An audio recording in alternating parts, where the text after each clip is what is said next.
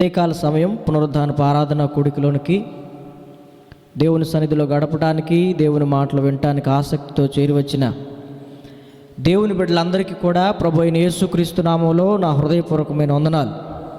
అందరికి వందనాలు. దేవుని వాక్యంలోనికి మనం వెళ్దాం. మొదటి సమూయేలు గ్రంథం 15వ అధ్యాయం 22వ వచనాన్ని మనం చదువుకుందాం. మొదటి సమూయేలు గ్రంథం 15వ అధ్యాయం 22వ వచనంలో రాయబడిన సంగతులను ఒకసారి చదువుకుందాం. అందుకు సమూయేలు తాను సెలవిచ్చిన ఆజ్ఞను ఒకడు గైకొనుట వలన యెహోవా సంతోషించినట్లు ఒకడు దహన బలులను అర్పించుట వలన ఆయన సంతోషించిన. ఆలోచించుము, బలులు అర్పించుట కంటే ఆజ్ఞను గైకొనుటయు, పొట్టేళ్ల కొవ్వు అర్పించుట కంటే మాట వినుటయు శ్రేష్టం. ఈరోజు నేను మీకు చెప్పాలనుకుంటున్న మాట ఏంటంటే, నేను కాదు, దేవుని యొక్క వాక్యం నుంచి పరిశుద్ధాత్మ దేవుడు మనతో మాట్లాడాలనుకుంటున్న విషయం ఏంటంటే, మాట వినుట శ్రేష్టం. దీని గురించి చెప్తాను ఇప్పుడు మీకు. దేనికంటే శ్రేష్టం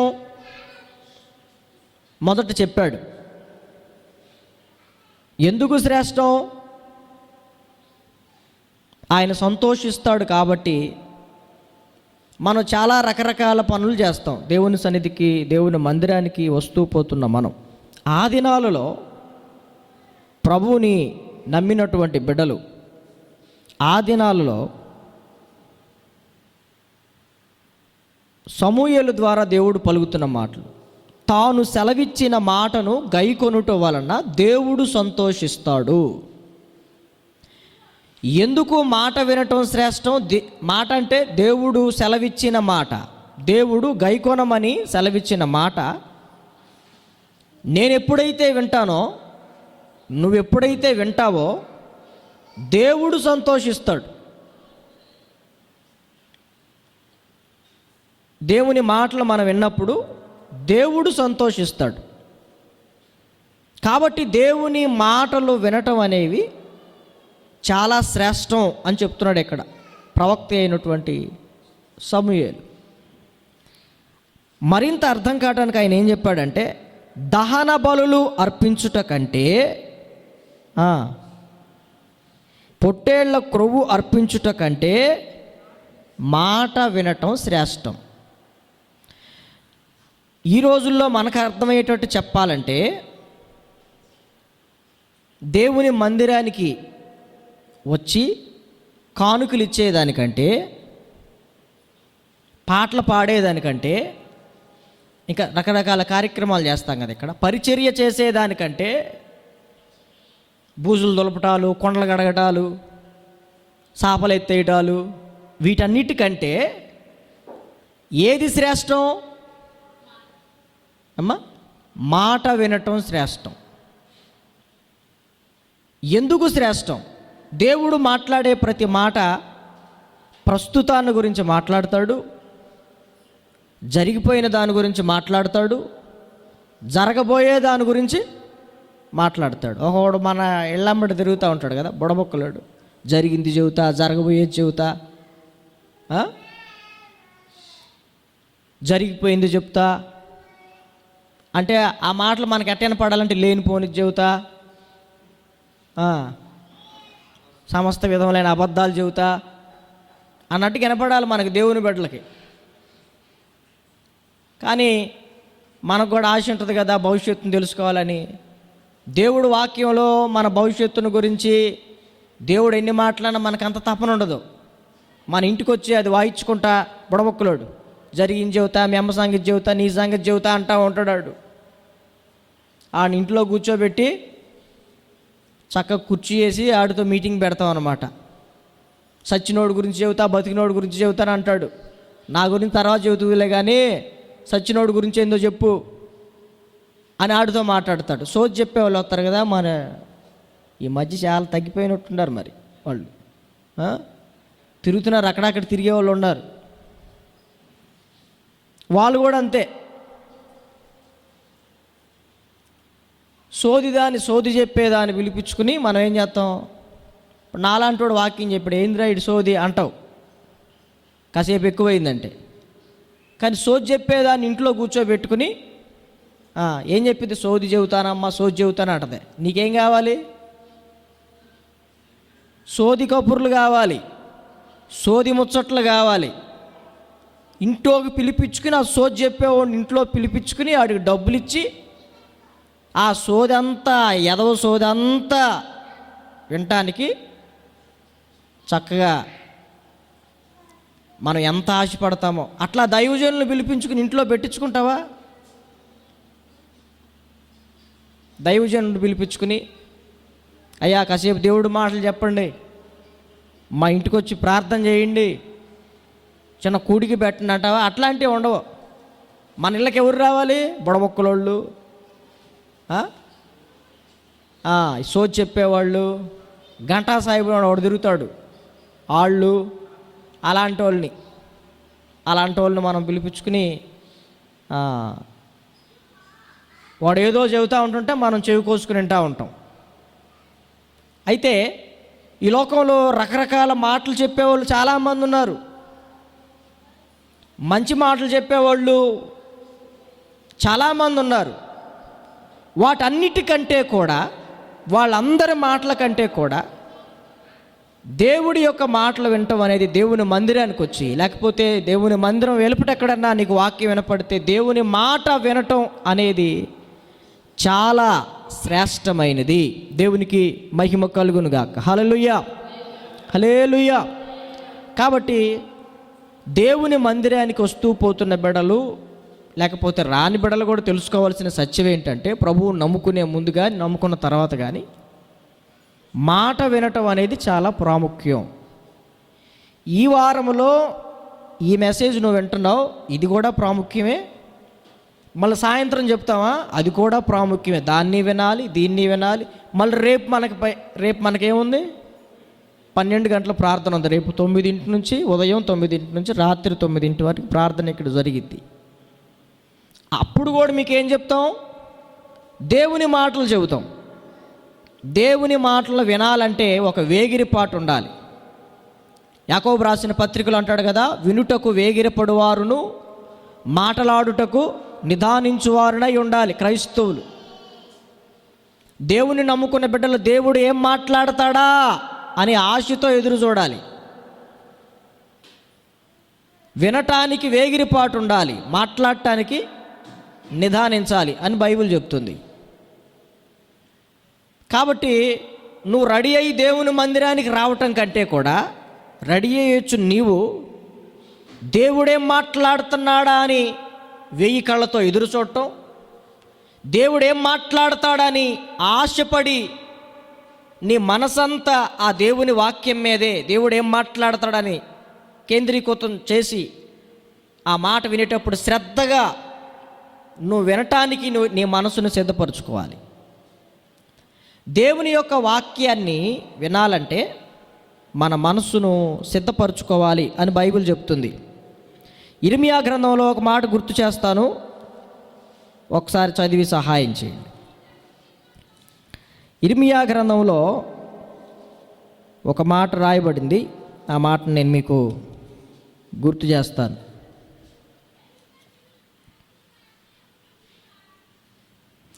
ఆరవ అధ్యాయం, ఇర్మియా గ్రంథం 6వ అధ్యాయము 10వ వచనం చదవండి. ఇర్మియా గ్రంథం 6వ అధ్యాయం 10వ వచనం, విందురని నేను ఎవరితో మాట్లాడేదను, ఎవరికి సాక్ష్యం ఇచ్చేదను, వారు వినుటకు తమ మనస్సు సిద్ధపరచుకొనరు గనుక వినలేకపోయిరి.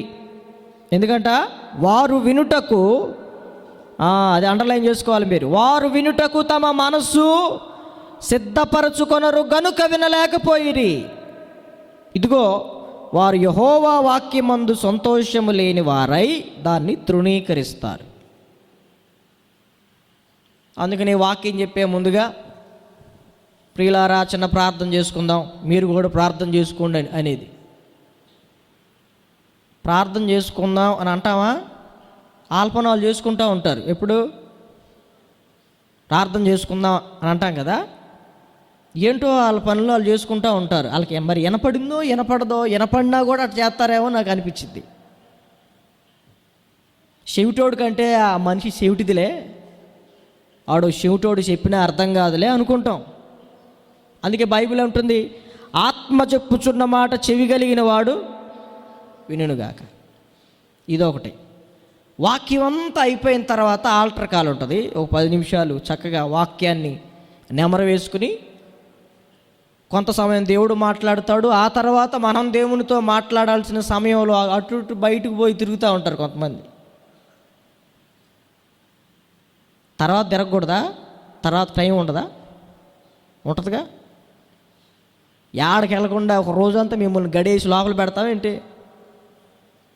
ప్రార్థనా టైం అంటే చాలు ఈ సాతానుగాడి వెళ్ళని ఆడికి సంబంధించిన వాళ్ళు ఉంటారు, మందిరంలో కూడా ఉంటారు ఆడికి సంబంధించిన బ్యాచ్.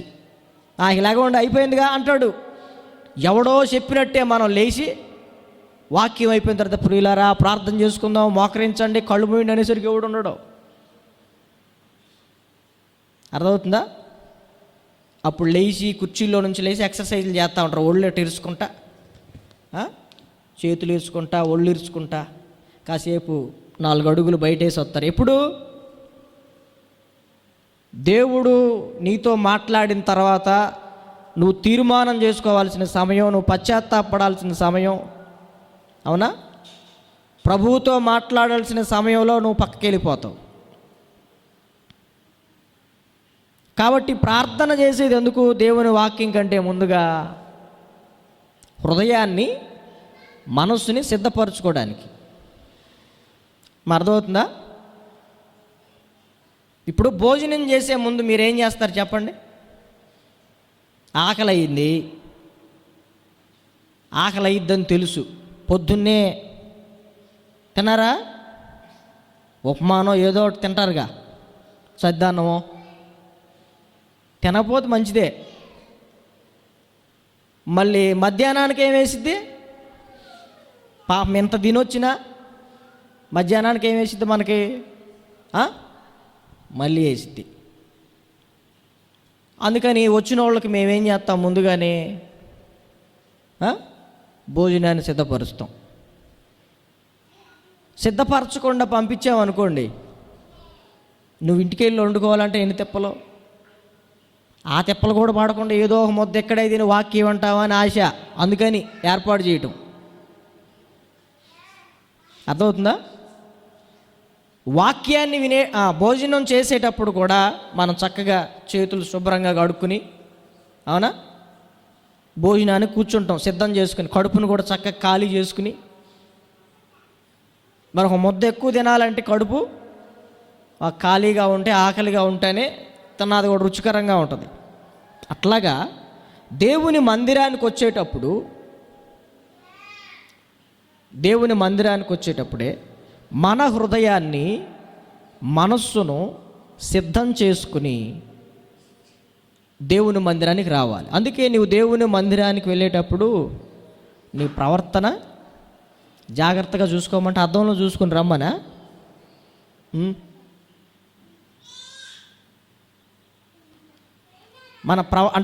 మన మనస్సుని సిద్ధం చేసుకుని రావాలి దేవుని సన్నిధికి. ఈరోజు ఏది శ్రేష్టం అంటే మాట వినుట శ్రేష్టం. నువ్వు తయారై చక్కగా మందిరానికి వచ్చేదానికంటే, లేకపోతే నువ్వు దశంభాగం ఇచ్చేదానికంటే, నీ కానుకలు ఇచ్చేదానికంటే, నువ్వు ఇక్కడ పరిచర్య రకరకాల పరిచర్యలో పాలు పంపులు పొందేదానికంటే ఏది ప్రాముఖ్యం చెప్పండి? ఈ సౌండ్ సిస్టమ్ పెడుతున్నాం దీనికంటే, వీడియో తీస్తున్నాం ఈ పరిచర్య కంటే ఏది గొప్ప? దేవుని మాట వినటం శ్రేష్టం. దేవుడి మాట ఎవరైతే వింటున్నారో దేవుడు వారిని బట్టి సంతోషిస్తాడు. దేవునికి స్తోత్రం, హల్లెలూయా. నిన్ను బట్టి దేవుడు సంతోషించాలి అంటే దేవుడు మాటను.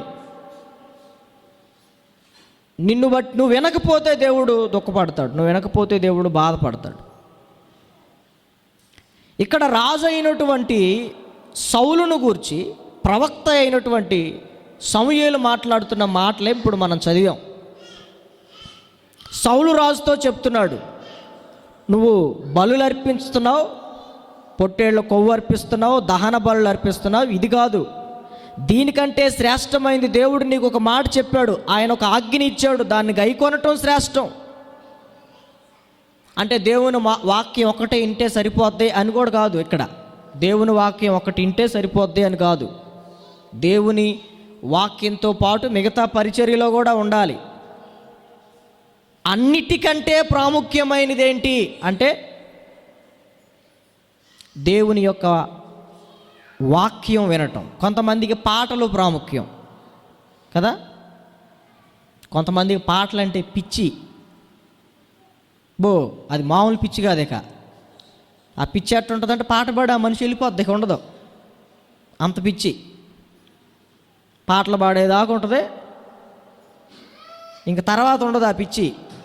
కొంతమందికి వాక్యం పిచ్చి వాక్యం టైంలో, కొంతమందికి ప్రార్థన టైంలో, ఇట్లా ఉంటారు.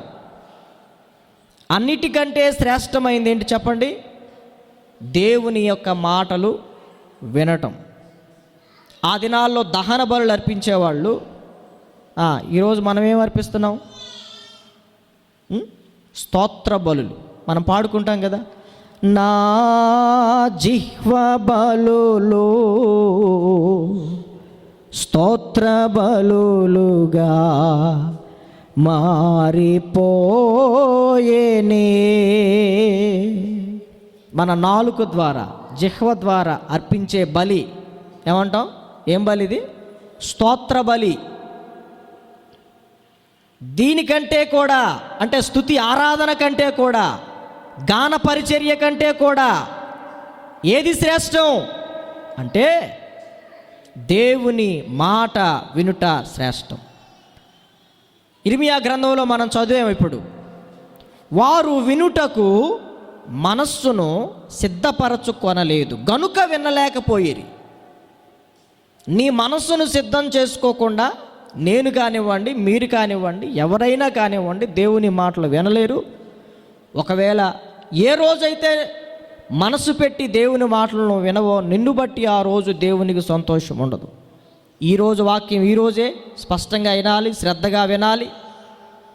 మళ్ళా కాసేపటి తర్వాత ఇంకా ఏదన్నా మాట్లాడితే అప్పుడు కూడా చాలా క్షుణ్ణంగా దేవుని మాటలు వినటానికి ఎప్పటికప్పుడు నీ హృదయాన్ని, మనసును సిద్ధం చేసుకుంటే అదో మంచి శ్రేష్టమైనటువంటి అలవాటు మనకది. దేవునికి స్తోత్రం, హల్లెలూయా. మరొక విషయాన్ని నేను మీకు జ్ఞాపకం చేయాలని ఆశపడతా ఉన్నాను. దేవుని యొక్క వాక్యంలో మీకా గ్రంథంలో ఇంకొక మాట మనకి కనబడుతుంది.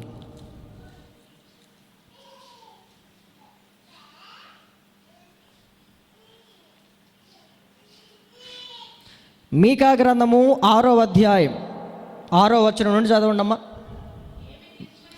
ఏమి తీసుకొని వచ్చి నేను యెహోవాను దర్శింతును, ఏమి తీసుకొని వచ్చి మహోన్నతుడైన దేవుని సన్నిధిని నమస్కారం చేతును, దహన బలులను ఏడాది దూడలను అర్పించి దర్శింతునా, వేల కొలది పొట్టేళ్లను, వేలాది నదులంత విస్తారమైన తైలమును ఆయనకు సంతోషము కలుగుజేయునా, నా అతిక్రమమునకై నా జ్యేష్ఠపుత్రుని నేను ఇత్తునా, నా పాప పరిహారముకై నా గర్భఫలము ఇత్తునా. అబ్బో ఎన్ని ప్రశ్నలతో వచ్చిందో. ఏమిస్తే బాగుంటుంది దేవుడికి? కొంతమందికి ఈ పిచ్చి, ఎంత ఇస్తే బాగుంటుంది, ఏమి ఇస్తే బాగుంటుంది, ఎందుకు దేవునికి ఇవ్వాలి? దేవుడు నేను ఇచ్చిన దాన్ని బట్టి సంతోషపడతాడా? ఏది ఇస్తే సంతోషపడతాడు? ఏమి తీసుకుని వచ్చి దేవుని దగ్గరికి వస్తే సంతోషపడతాడు? లోకంలో సామెత ఉంటుంది కదా, దేవుడి దగ్గరికి వచ్చేటప్పుడు అంట తులం కానీ ఫలం కానీ. ధనవంతులు అనుకో తులాలు ఇస్తారు, తులం బంగారమో తులం వెండో ఇస్తారు. అదే పేదలు అనుకోండి పంటలో ఉన్న ఫలాన్ని, తోటలో ఉన్న ఫలాన్ని ఇస్తారు. తులమో ఫలమో. అంటే దేవుని సన్నిధికి మనం వట్టి చేతులతో రాకూడదు అని బైబిల్ చెప్తుంది. అసలు కొంతమంది బైబిల్ తీసుకుని రారు. ఒట్టి చేతులు అంటే దాని గురించి నేను చెప్పట్లా. ఈరోజు బైబిల్ కూడా తీసుకుని రావట్లా మనోళ్ళు. ఏంటో ఉంటుంది బైబిల్, అది చాలామంది బైబిల్ తెచ్చుకోవడం కూడా మానేశారు. ఇట్లాగా ఏమి తీసుకొని వస్తే దేవుడు సంతోషపడతాడు? ఇందాక మనం చదివాం కదా, దహన బలులు అర్పించేదానికంటే, పొట్టేళ్ల కొవ్వు అర్పించేదానికంటే ఏది శ్రేష్టం అని చెప్పాడు సౌలు రాజుకి? ఆయన ఆజ్ఞను గైకొనుట శ్రేష్టం, ఆయన మాట వినటం శ్రేష్టం. చాలా ప్రశ్నలు వచ్చినాయి ఇక్కడ. ఏమి తీసుకుని వచ్చి యెహోవాను దర్శింతును, ఏమి తీసుకొని వచ్చి మహోన్నతుడైన దేవుని సన్నిధిని నమస్కారం చేతును? ఎన్నో ప్రశ్నలు కనపడుతున్నాయి అక్కడ. క్లారిటీ లేదు. ఏమిస్తే దేవుడు సంతోషపడతాడు? ఒక 10,000 ఇస్తే సంతోషపడతాడా? ఒక ₹1,00,000 ఇస్తే సంతోషపడతాడా? లేదా బియ్యం కట్టేస్తే సంతోషపడతాడా? ఏది ఇస్తే బాగుంటుంది? మందిరానికి ఒక యాంప్లిఫైర్ కొనిస్తే సంతోషపడతాడా? ఎన్నో ప్రశ్నలు వచ్చాయి అక్కడ. వేలాది నదులంతా, అక్కడ ఒక మాట చూడండి, వేలాది నదులంతా అంత తైలం వచ్చింది అసలు? నదిలో నీళ్ళు ఎన్ని ఉంటాయి చెప్పండి? ఒక నది కాదంట, వేలాది నదులంతా ఏం చేసుకుంటాడు ఆయన? తైలం తీసుకుని. కొన్ని మందిరాల్లో వచ్చే కానుకలు, ఇప్పుడు ఆల్రెడీ ఫ్యాన్లు ఉన్నాయా, వాళ్ళకి ఏమి ఇయ్యాలో తెలియక ఇంకా ఫ్యాన్లు కొని తీసుకొస్తారు. అది వాళ్ళు ఏం చేస్తారంటే పెద్ద మందిరాల్లో ఏలం పాటేస్తారు. మీకు తెలుసా? మరి ఉన్నాయి కదా, మరి వాటిని తీసి ఏం చేస్తారు? ఇంకేడ బిగిస్తాడు? ఫ్యాన్లు ఉన్నాయి కదా అని పక్కనే ఆడ బిగిస్తారు? బిగించలేరు కదా. అవన్నీ పాట పెడతారు, దాన్ని ఎవడో కొనుక్కుంటాడు. ఇట్లా కొన్ని జరుగుతూ ఉంటాయి. వాళ్ళకి ఎక్కువైపోయి కొంతమందికి ఏం చేయాలో అర్థం కాని పరిస్థితులు. ఎక్కువైన దాన్ని అమ్ముకుంటారు. ఇక్కడ ఇంకొక మాట అంటుంది, నా అతిక్రమమునకై నా జ్యేష్ఠపుత్రుని ఇత్తునా. ఎందుకు ఇచ్చిద్దంట? జ్యేష్ఠపుత్రుని ఎందుకు ఇచ్చిద్దంట? చేయాల్సిన ఎదవ పనులన్నీ, చండాల పనులన్నీ చేసి నా పెద్ద కొడుకుని ఇచ్చేస్తాను, కానీ నా పాపాన్ని అంతా ఏం చేసేయి? పరిహరించేయి, పెద్దోడిని ఇచ్చేస్తాను నీకు. ఇట్లా ఏదిస్తే సంతోషపడతాడో ఇక్కడ ఈ వ్యక్తికి క్లారిటీ లేదు. కానీ మనం మూలవాక్యంలోనే చూసాం, దేవుడు ఏదిస్తే సంతోషపడతాడు? ఆయన ఆజ్ఞను గైకొంటే సంతోషపడతాడు. మీకా గ్రంథం 6వ అధ్యాయం 8వ వచనం, మనుషుడా ఏది ఉత్తమమో అది నీకు తెలియజేయబడి ఉన్నది. తెలియజేస్తాను, కొంతకాలం వెయిట్ చేయి అని అంట్లా, తెలియజేయబడి ఉన్నది. ఏంటంట ఉత్తమం? న్యాయముగా నడుచుకొనుటయు, కనికరమును ప్రేమించుటయు, దీన మనస్సు కలిగి నీ దేవుని ఎదుట ప్రవర్తించుటయు. ఇంతే కదా యెహోవా నిన్ను అడుగుచున్నాడు. దేవుని యొక్క మాటలు మనం వింటూ ఉంటుంటే వాక్యంలో ఇవే దేవుడు మనకి బోధిస్తూ ఉంటాడు. న్యాయంగా నడుచుకోమని, కనికరం చూపించమని, ప్రేమించమని, దీన మనస్సు కలిగి దేవుని ఎదుట ప్రవర్తించమని 4 విషయాలు చెప్పంటాడు సింపుల్గా. ఇంతే కదా నేను అడుగుతుంది. నువ్వేవేవో ఇద్దాం అనుకుంటున్నావు. అందుకనే దేవుని యొక్క తలంపులు, మానవుని తలంపులు ఎలా ఉంటాయంట? ఆకాశానికి భూమికి ఎంత ఎత్తో, తూర్పుకి పడమరకి ఎంత దూరమో అంత వ్యత్యాసం ఉంటుంది. ఏవేవో ఇచ్చి దర్శిద్దామని ఆ వ్యక్తి వస్తే ఆ వ్యక్తితో ప్రభు అంటున్నాడు, ఏమంటున్నాడు? న్యాయంగా నడుచుకోవటం, కనికరము, ప్రేమించటం, దీన మనస్సు కలిగి నీ దేవుని ఎదుట బతకటం. ఇంతే కదా, ఇది శ్రేష్టం.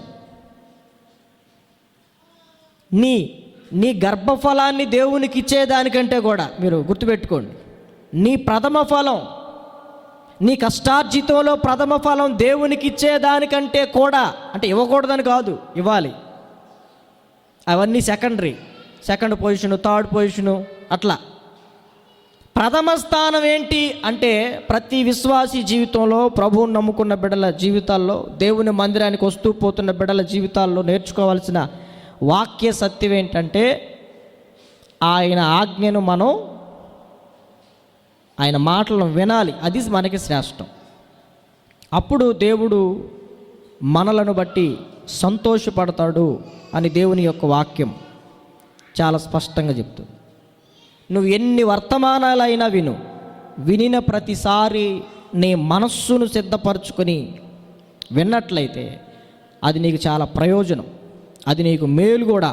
బైబిల్లో ఇంకొక మాట చెప్తాను చూడండి. కీర్తనల గ్రంథం 81వ కీర్తన 13వ వచనం ఒకసారి చదవండి. కీర్తనల గ్రంథం 81వ అధ్యాయం 13వ వచనం. అయ్యో, నా ప్రజలు నా మాట వినిన ఎడల, ఇశ్రాయేలు నా మార్గముల అనుసరించిన ఎడల ఎంత మేలు. దేవుడు అంటున్నాడు ఈ ఉదయకాల సమయంలో, ఆ దినాల్లో వారితో మాట్లాడిన దేవుడు ఈ దినాల్లో మనతో మాట్లాడుతున్నాడు. అయ్యో నా ప్రజలు, అయ్యో అని ఎప్పుడు అంటాం మనం? అయ్యో అని గుండెలు ఎప్పుడు బాదుకుంటాం? అయ్యో అలా జరగకుండా ఉండాల్సింది, వినుండాల్సింది, అప్పుడే వినుండాల్సింది, అప్పుడే అర్థం చేసుకోవాల్సింది అంటాం కదా. రానున్న దినాల్లో దీని మీద కొన్ని విషయాలు చెప్తాను మీకు. ఇక్కడ నా ప్రజలు నా మాట వినిన ఎడల, ఇంకొక మాట చెప్తున్నాడు, వినటమే కాదు, నా మార్గములను అనుసరించిన ఎడల వారికి ఎంత మేలు, అది ఎంత శ్రేష్టం, ఎంత ప్రాముఖ్యం అని దేవుడు వారికి గుర్తు చేస్తున్నాడు. ధర్మశాస్త్రము లేని దినాలలో కూడా,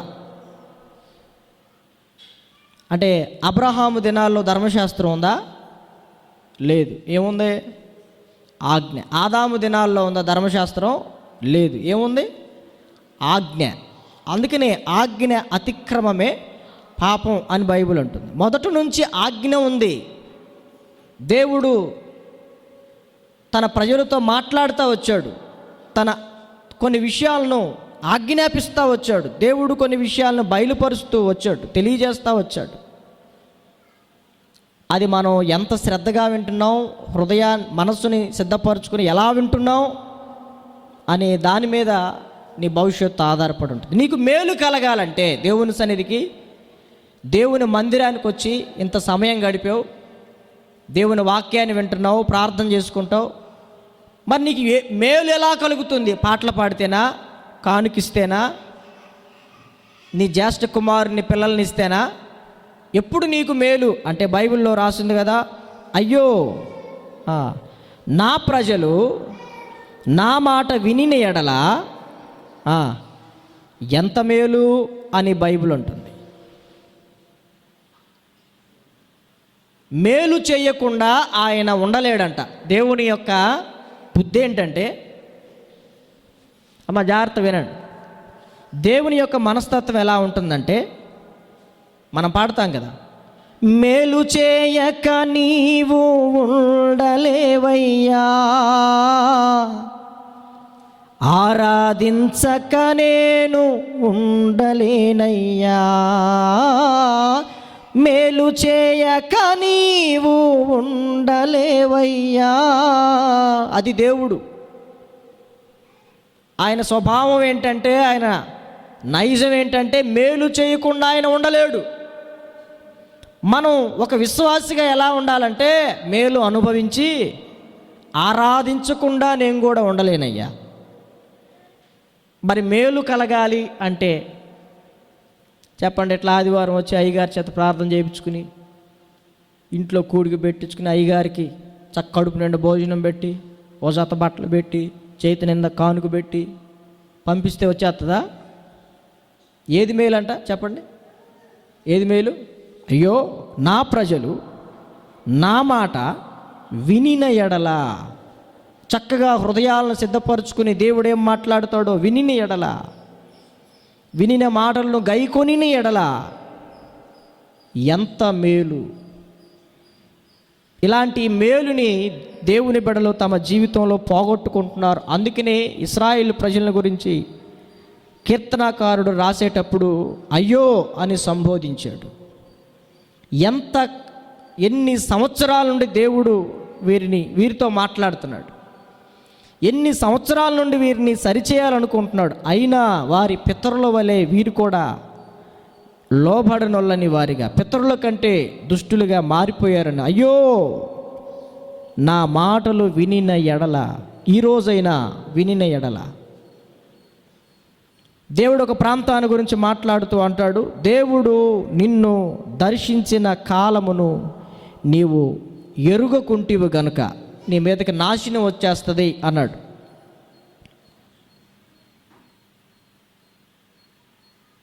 దేవుని యొక్క వాక్యం మనల్ని దర్శించిన ప్రతిసారి మన హృదయాలు సిద్ధం చేసుకుని గనక మనం ఆయన మాటలు వినకపోతే దేవుని మందిరానికి వచ్చినా మనకి ఏ మేలు కూడా ఉండదు అని దేవుని వాక్యం చెప్తుంది.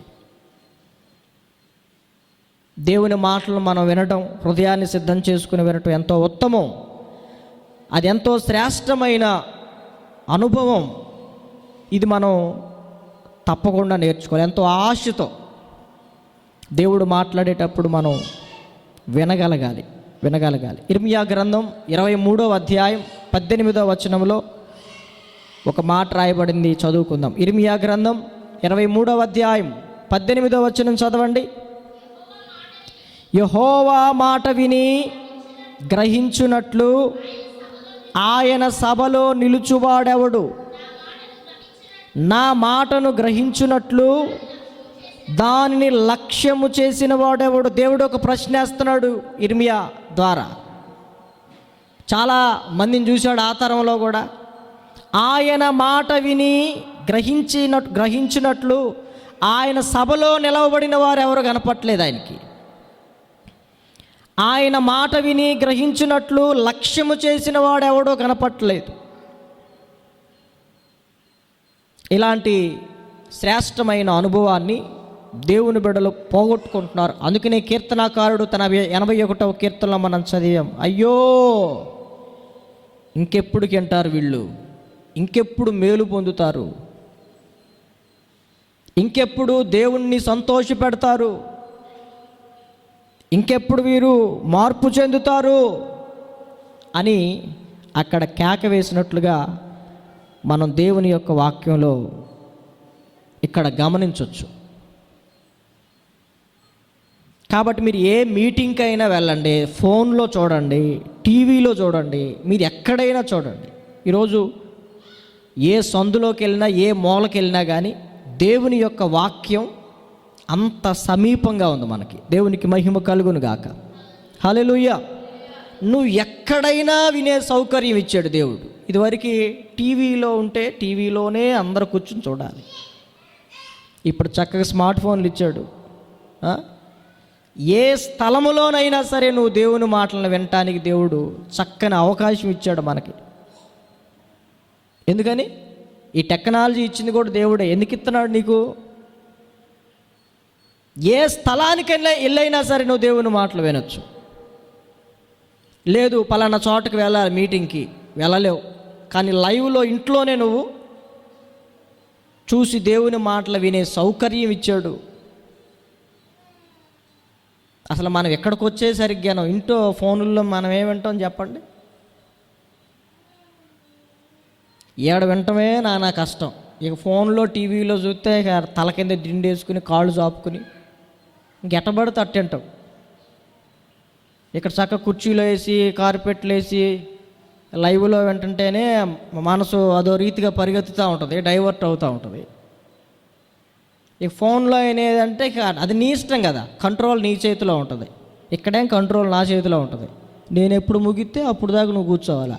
ఫోన్లో అట కాదు, అంత నీ కంట్రోల్లో ఉంటుంది. నచ్చకపోతే పైకి ఇట్లా అంటూ ఉంటావు. పైకి ఎట్లా అంటావు, నచ్చింది చూస్తావు, నచ్చకపోతే పైకి ఎట్లా అంటావు. ఎంతసేపు చూస్తావు ఏమో చెప్పలేము, ఇంత టైం అని ఉండదు. ఎంతసేపు అయినా మనం చూస్తాం. కాబట్టి మనం చూసేదైనా కానీ, ఫోన్లో వినేదైనా కానీ అది ఎంతవరకు శ్రేష్టమైంది. ఈ స్మార్ట్ ఫోన్లో చాలా ఉంటాయి, వినటానికి చూడటానికి చాలా ఉన్నాయి దీంట్లో. కానీ శ్రేష్టమైన దేవుని మాటలు వినటానికి కూడా అవకాశం ఉంది దీంట్లో. మనం ఎలా ఉపయోగించుకుంటే అట్లా. నీకు నిజంగా మేలు కలగాలి అంటే నువ్వు ఆదివారానికి ఒకసారి వస్తున్నావు, మిగతా రోజుల్లో కూడా కూడికలు జరుగుతాయి. సోమ మంగళ బుధ మందిరంలో అక్కడ సాయంత్రం 7 to 10, గురువు శుక్ర శని ఇక్కడ జరుగుతాయి. కనీసం నీ ఇంట్లోనైనా వచ్చే అవకాశం ఉంటే మందిరానికి రా. అవకాశం లేకపోతే నీ ఇంట్లోనైనా కూర్చొని ప్రార్థన చేసుకోవటం, ఇంట్లోనైనా కొన్ని ఈ మెసేజ్లు కొన్ని యూట్యూబ్లో ఉంటాయి, విన్న మాటలను మరలా మనం వింటూ ఉంటే, ఒక పాటను నేర్చుకున్నట్లుగా వాక్యాన్ని కూడా అన్నిసార్లు మనం వింటూ ఉంటే వినిన వాక్యం మన హృదయంలో ముద్రింపబడుతుంది, నాటబడుతుంది, గుర్తుండిపోతుంది. మనం ఒకసారి వినగానే మనకేమైపోతుంది, నీకు ఎక్కడ లేని ఒళ్ళు బద్ధకం అంతా వాక్యం వినేటప్పుడే వస్తుంది. ఒక 1.5 సేపు వాక్యం ఉందనుకో, ఒక 1 గంట సేపు ఉందనుకో, నీకు అంత ఓపికగా వినలేవు. కానీ ప్రతిరోజు 24 గంటలు అట్లా గడిచిపోతూనే ఉంటాయి. నీకు ఇష్టం ఉన్న 24 గంటలు గడుస్తాయి, నీకు ఇష్టం లేకపోయినా గడిచిపోతూ ఉంటాయి. కానీ నీకు ఏం ఓపిక ఉండదు, వాక్యం వినటానికి ఓపిక ఉండదు. 2 అక్కోళ్ళు కలిసి కూర్చుని మాట్లాడుకున్నారనుకో, అది ఎప్పుడు తెల్లారిద్దో తెలియదు పాపం వాళ్ళకి. నైట్ అయితే ఎప్పుడు సాయంత్రం అయ్యేదో కూడా తెలియదు వాళ్ళకి. అంత డీప్గా మాట్లాడుకుంటూ ఉంటారు. కానీ మేలుకరమైన దాన్ని దేవుడు ఈ టెక్నాలజీ ద్వారా దేవుడు మన మధ్యకి తీసుకొచ్చినప్పుడు, ఎక్కువగా దేవుని మాటలు వినటానికి సౌకర్యాన్ని నీకు కలుగు చేసినప్పుడు, శ్రేష్టమైన దేవుని మాటలు వినటానికి నీ హృదయాన్ని సిద్ధం చేసుకుని కనుక నువ్వు ఏ స్థలంలోనైనా వింటే ఏంటి అంటే నీకు మేలు కలుగుతుంది. దేవునికి మహిమ కలుగును గాక. హల్లెలూయా. ఇది ఆయన మాట వినటం అనేది బలులు అర్పించుట కంటే శ్రేష్టం, పరిచర్య చేసేదానికంటే శ్రేష్టం, కానుకలు ఇచ్చేదానికంటే శ్రేష్టం. అందుకనే సౌలు రాజుతో అంటాడు, ప్రభు అంటాడు, నేను చెప్పింది ఏంటి, నువ్వు చేసింది ఏంటి. లోకాసువార్తలో ఒక మాట ఉంటుంది, నేను చెప్పిన మాటల ప్రకారం మీరు చేయకుండా ప్రభువా ప్రభువా అని నన్ను ఎందుకు పిలుస్తున్నారు, నేను చెప్పింది ఏంటి, మీరు చేస్తుంది ఏంటి అనే చెప్పాడు ప్రవక్త అయిన సమూయేలు సౌలు రాజుతో. నేను చెప్పింది నువ్వు చేయలేదు, నువ్వు గైకొనలేదు కాబట్టి నీ యందు నాకు సంతోషం లేదు, నీకంటే ఉత్తముడైన వేరొకరిని ఎన్నుకున్నాను, నీవు కలిగింది అని అనుకుంటున్నది తీసేసి నీకంటే ఉత్తముడైన వాని చేతిలో పెడతానన్నాడు. పెట్టేశాడు దేవుడు. కొన్నిసార్లు ఈ శ్రేష్టమైనటువంటి దేవుని మాటలు వినటానికి మనసు సిద్ధం చేసుకోకపోతే, ఆయన మాటలను విని కూడా అలాగూ చేయటానికి నీకు మనస్సు లేకపోతే, అప్పటి వరకు నీ దగ్గర ఉన్నదాన్ని కూడా దేవుడు తీసేసుకోగలిగిన సామర్థ్యం దేవుని దగ్గర ఉంటుంది. అది నీ దగ్గర ఉన్న ఆరోగ్యం తీసేసుకోవచ్చు, నీ దగ్గర ఉన్న ఆస్తిపాస్తులు తీసేసుకోవచ్చు, నీ దగ్గర ఉన్న పేరు ప్రఖ్యాతులు తీసేయచ్చు, ఏమైనా దేవుడు తీసేయచ్చు. ఎందుకంట శ్రద్ధగా ఆయన మాట వినకపోవటం మూలంగా, గైకొనకపోవటం మూలంగా. కాబట్టి నా దేవుని ప్రియులరా, ఆయన మాట ఎప్పుడైనా సరే నీ బ్రతుకు దినములన్నిటా నీకు వాక్యం అవసరమే, ప్రసంగాలు అవసరమే, సంఘం అవసరమే, సహవాసం అవసరమే, సేవకులు అవసరమే. నువ్వు విసుక్కోకుండా ఎప్పటికప్పుడు శరీరానికి ఆకలి వేసినప్పుడల్లా 3 పూటలు ఎట్లా తింటున్నావో, ఆత్మీయత పట్ల కూడా అంత ఆకలి కొని, రాజైన దావీదు గద్దెనాల్లో చెప్పాను మీకు, రాజయ్యుండి కూడా దేవుని మాటల మీద ఎంతో తాను ఆశ పెట్టుకున్నాడు అనే విషయాలు గత వారాల్లో చెప్పాను మీకు. రాజైన దావీదుతో పోల్చుకుంటే మనం ఆఫ్టర్ ఆల్ గాలం, మనం ఎందుకు పనికిరాని వాళ్ళం. కాబట్టి ఆయనకే దేవుడి అవసరత అంతుంటే మరి మనకి ఇంకెంత ఉంటుంది. కాబట్టి ప్రతిరోజు దేవుని మాట వినటానికి మన హృదయం ఎల్లప్పుడూ సిద్ధ మనస్సు కలిగి ఉండాలి. దేవునికి స్తోత్రం, హల్లెలూయా. ఇది విశ్వాసకి ఉండవలసిన లక్షణం, సేవకుడికి కూడా ఉండాలి.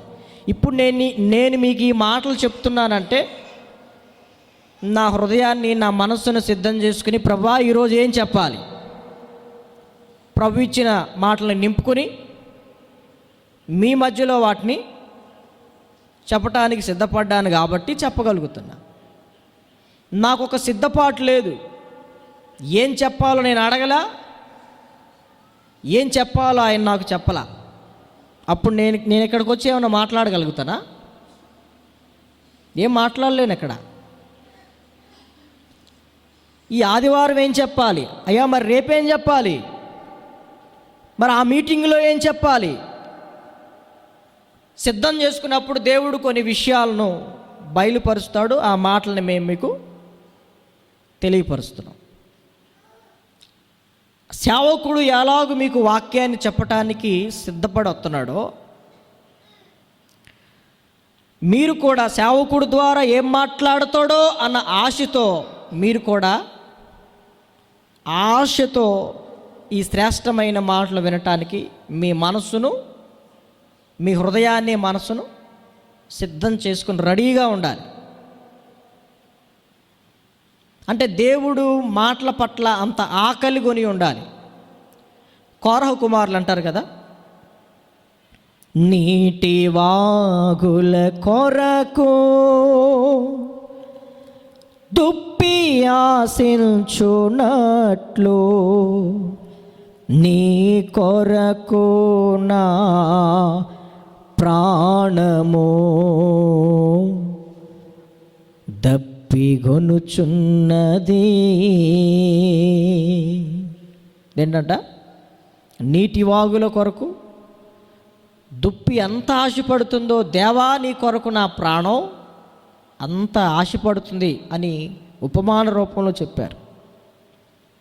ఎండాకాలం నీళ్ల కోసం మన శరీరం ఎలా కోరుకుంటుందో, దేవుని మందిరంలోకి వచ్చిన వ్యక్తి దేవుడు ఏం మాట్లాడతాడన్నంత దాహముతో సిద్ధపడి ఉంటే, దాహము కొన్నవాడికి చల్లటి నీళ్ళు తాగినప్పుడు ఎంత సేద తీరతాడో, అలాంటి ఆశతో నువ్వు ఇక్కడికి వస్తే నువ్వు సేద తీర్చబడతావు, నీకు మేలు కలుగుతుంది. దేవునికి మహిమ కలుగునుగాక, హల్లెలూయా. ఒకసారి ఇంటే సరిపోదు. దేవుడు నీతో మాట్లాడాలనుకుంటున్న ప్రతిసారి నువ్వు సిద్ధంగా ఉండాలి. నువ్వు సిద్ధంగా లేకపోతే, ఇప్పుడు ఆయన మాట్లాడినప్పుడు ఆయన చెప్పమన్నా నేను చెప్పకుండా నేను సిద్ధంగా లేకపోతే నేను మీకేం చెప్పలేను. నేను చెప్పినవి అని వీడు వినిపించుకోవట్లేదు, నా ప్రజలకి సరిగ్గా చెప్పట్లేదు అని దేవుడు ఈ అవకాశాన్ని నా ఎదురు నుండి తీసేసి నన్ను పక్కకు నెట్టి ఈ ప్లేస్లో ఇంకొకరిని కూడా దేవుడు తీసుకుని రాగలిగినటువంటి సమర్థుడు. అర్థమవుతుందా? ఎంత సమయం ఇచ్చినా, ఎన్ని మార్లు గద్దించినా లోబడనోలని కుమారుడు హఠాత్తుగా మరి తిరుగు లేకుండా నాశనం అవుతాడని సామెతల గ్రంథం చెప్తా ఉంది. దేవుడు చాలా సమయం ఇస్తున్నాడు. మనకు యూత్ మీటింగ్స్ జరిగాయి, 2 పూటలు జరిగాయి చక్కగా. అక్కడ విన్నారు, సరిపోద్దా? ఈ నెలంతటికి అది సరిపోద్దా? పోనీ ఆదివారం వింటున్నారు, ఈ వారం అంతటి, వచ్చే వారం అంతటి సరిపోద్దా? ఇది వారానికి ఒకసారి తిను, అట్ట కుదరదు. మళ్ళీ 3 పూట్ల వెయ్యాల్సిందే. పూటకో పళ్ళెం తినాలి. మందిరానికి మాత్రం వారానికి ఒకసారి. ధర్మం అది, న్యాయం. వారానికి ఒకసారే, మిగతా రోజులు వెళ్ళకూడదా? మళ్ళీ మనం ఏం ప్రార్థన చేస్తామంటే, ప్రభువా నీ ఆవరణములో ఒక దినము గడుపుట. అమ్మ, మీరు ఎన్ని దినాలు గడుపుతారు ఆదివారం? ఎన్ని దినాలు అంటున్నాను, సారీ, ఎంత సమయం గడుపుతారు? మహా అయితే 4 గంటలు. మనకున్న ఆరాధన 4 గంటలు అయితే మనం ఎప్పుడు పడితే అప్పుడు వస్తాం కదా, దాంట్లో గంట తీసేయటమే. ఇక 3 గంటలు, కొంతమందికి 2 గంటలు, కొంతమందికి గంటే. అదే పరమానందంగా ఫీల్ అయిపోతారు. భక్తుడు ఏం చెప్పాడంటే, ఒక దినం అంటే ఒక రోజంతా 24 గంటలు ప్రార్థన పెడదాం అనుకుంటున్నా, ఈరోజు రేపు కలిపి పెడదాం అనుకుంటున్నా. ఎందుకు ఒకేసారి దడుచుకునేటట్టున్నారులే, యూత్ మీటింగ్ దెబ్బకే మీరు అల్లాడిపోయినట్టున్నారు, 12 గంటలతో స్టార్ట్ చేసి తర్వాత 24 అవర్స్కి వెళ్దాంలే అని రేపటి దినం ఇక్కడ ఉదయం 9 నుంచి రాత్రి 9 దాకా ప్రార్థనలు జరుగుతాయి. మీకేమైనా ప్రార్థనా విజ్ఞాపనలు ఉంటే రాసియండి. మీరు కూడా వచ్చి పాలు పంపులు పొందుతానంటే ఎవరు కాదంటారు, ఎంతమంది అయినా రావచ్చు, అవకాశం ఉంది. కాబట్టి వారానికి ఒక్కరోజు మనం పరిమితం చేసుకున్నాం, కానీ దేవుడు మనకు అనుగ్రహించిన అమూల్యమైన ఆరాధనా సమయాలు మనం ఇక్కడ గమనిస్తే సోమ, మంగళ, బుధ అక్కడ జరుగుతుంది, గురు, శుక్ర, శని ప్రతిరోజు ఇక్కడ జరుగుతుంది. మీకు అవకాశం ఉంటే ఇక్కడికి రండి, కాసేపు అయినా కూర్చొని చక్కగా దేవుని సన్నిధిలో గడపండి, ప్రార్థన చేసుకోండి. కాబట్టి ప్రతి దినము దేవునితో గడపటం మనకు మేలు. వారానికి ఒకసారి నీకు మేలైతే ప్రతిరోజు దేవుని యొక్క వాక్యం వినటం, వాక్యాన్ని చదవడం, అది నీ భవిష్యత్తుకు మేలు, నీ కెరియర్కి చాలా మేలు. కాబట్టి అయ్యో నా ప్రజలు నా మాట వినిన ఎడల ఎంత మేలు అని అంటున్నాడు. మరొక విషయాన్ని నేను మీకు జ్ఞాపకం చేయాలని ఆశపడుతున్నాను. యెహెజ్కేలు గ్రంథం 2వ అధ్యాయం 8వ వచనం. త్వరగా తీయండి. యెహెజ్కేలు గ్రంథం 2వ అధ్యాయం 8వ వచనం.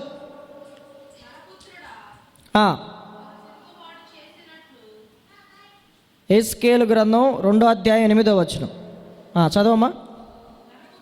నరపుత్రుడా, వారు తిరుగుబాటు చేసినట్లు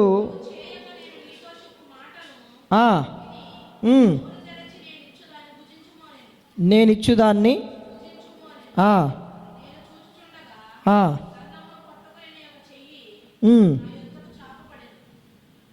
దానికంటే ఇంకొక మాట చెప్తాను చూడండి అమ్మా.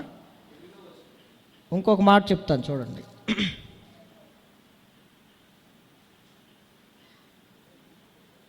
7వ వచనం చదవండి. 7వ వచనం. వారు తిరుగుబాటు చేయవారు గనుక, చూడండి, వారు వినినను వినకపోయినను నేను సెలవిచ్చిన మాటను నీవు వారికి తెలియజేయి. మా బాధ్యత ఏంటంటే, మీరు విన్నా వినకపోయినా చెప్పటం మా బాధ్యత.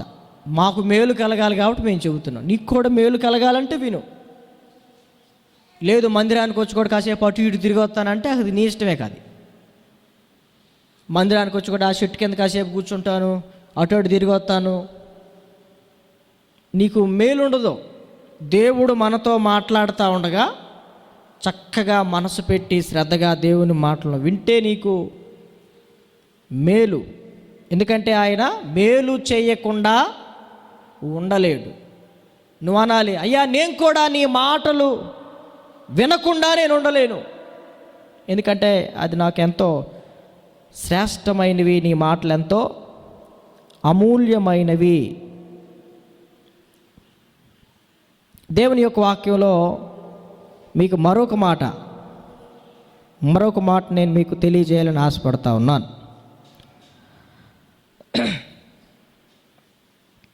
మరొక విషయాన్ని బైబిల్ గ్రంథంలో చదివిస్తాను. యెషయా గ్రంథం 66వ అధ్యాయం 2వ వచనం. యెషయా గ్రంథం 66వ అధ్యాయము 2వ వచనం తీయండి త్వరగా. అవన్నీ నా హస్తకృత్యములు, అవి నా వలన కలిగినవని యెహోవా సెలవిచ్చుచున్నాడు.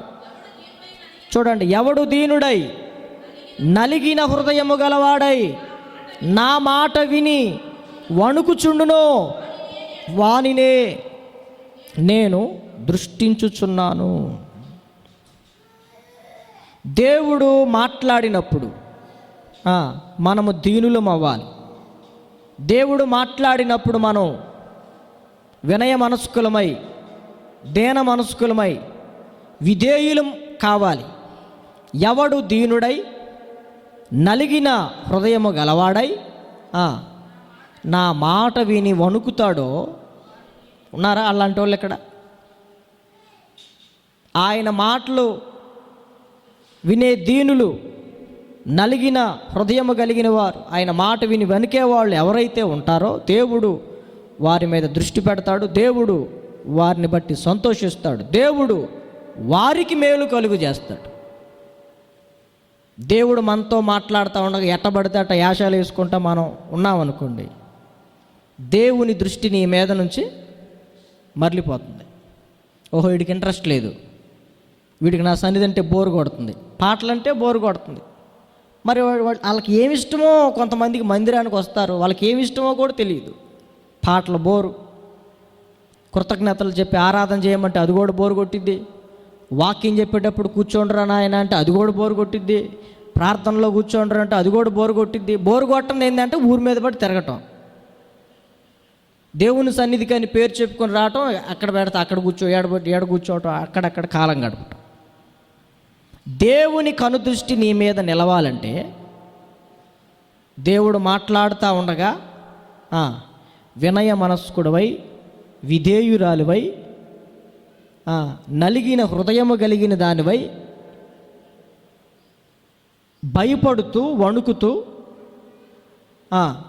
నీ మనసును సిద్ధపరచుకుంటే దేవుని దృష్టి నీ మీదకి వస్తుంది.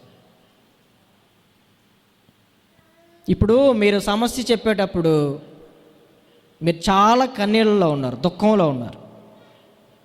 పాస్టర్ గారు అని చెప్పి నా దగ్గరికి వచ్చారు. మీరేమో ఏడ్చుకుంటా చెప్తా ఉన్నారు, నేనే నవ్వుకుంటా అటు ఇటు తిరిగాను అనుకో, నీకు ఏడుపు ఆగిపోయి కడుపులో మంట పుట్టిద్ది. ఇంక నీకు వీడికి ఏంటిరా, నేను ఇంత బాధలో ఉంటే ఏదో ఒక మంచి ఆలోచన చెబుతాడని వీడి దగ్గరికి వస్తే వీడు నవ్వుకుంటా అటు ఇటు తిరుగుతున్నాడు, పట్టించుకోకుండా తిరుగుతున్నాడు అంటే నువ్వేం ఆశపడతావు? ఒక దైవజనుడి దగ్గరికి వచ్చినప్పుడు చక్కగా నా మాటలు వినాలి, కొంత ఓదార్పు దొరుకుతుంది, కొంత దేవుని మాటలు చెప్తాడు నాకు అన్న ఒక ఆలోచనతోనే ఇక్కడికి వస్తావు. ఆయన పట్టించుకోవట్లా, నీకు కోపం రాదా? ఈడేం పాస్టర్రా?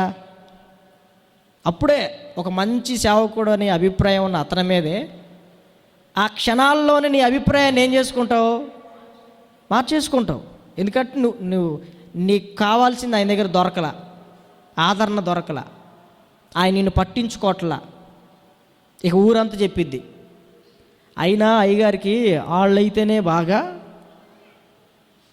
గురి, మనలాంటి వాళ్ళని ఆయన ఎందుకు పట్టించుకుంటాడు? అదే దేవుడైతే అలా చేస్తాడా అంటది. మళ్ళీ నాబోటుడు అంటాడు, నిజమే కదా అమ్మా, ఆయన దేవుడు కాదుగా, ఆయన అంతే చేస్తాడు, దేవుడు అలా చేయడు, మరి నువ్వేం చేస్తున్నావు అని అడిగాను అనుకో, నాకంటే బుద్ధి లేదు, జ్ఞానం లేదు అని అంటది. ఆయనకు ఉండొద్దా సేవకుడికి? అంటే ప్రతిదీ మనకు అనుకూలంగా మర్చుకోవడం. మన దగ్గరికి వచ్చేసరికి నేనంటే పనికి మాలిన దాన్ని అనుకో, మరి ఆయనకు అన్నీ తెలుసు కదా, 10 మందికి చెప్పేవాడు, ఆయన ఎట్టుండాలి? ఇట్లా. కాబట్టి దేవుడు మాట్లాడుతున్నాడు, ఇది దేవుని మందిరం. యాకోబు అంటాడు కదా, ఆ స్థలంలో పండుకుని అరణ్య ప్రదేశంలో తలని రాయిని తలగడిగా చేసుకుని ఒక కళ చూశాడు కదా, ఒక దర్శనాన్ని చూశాడు.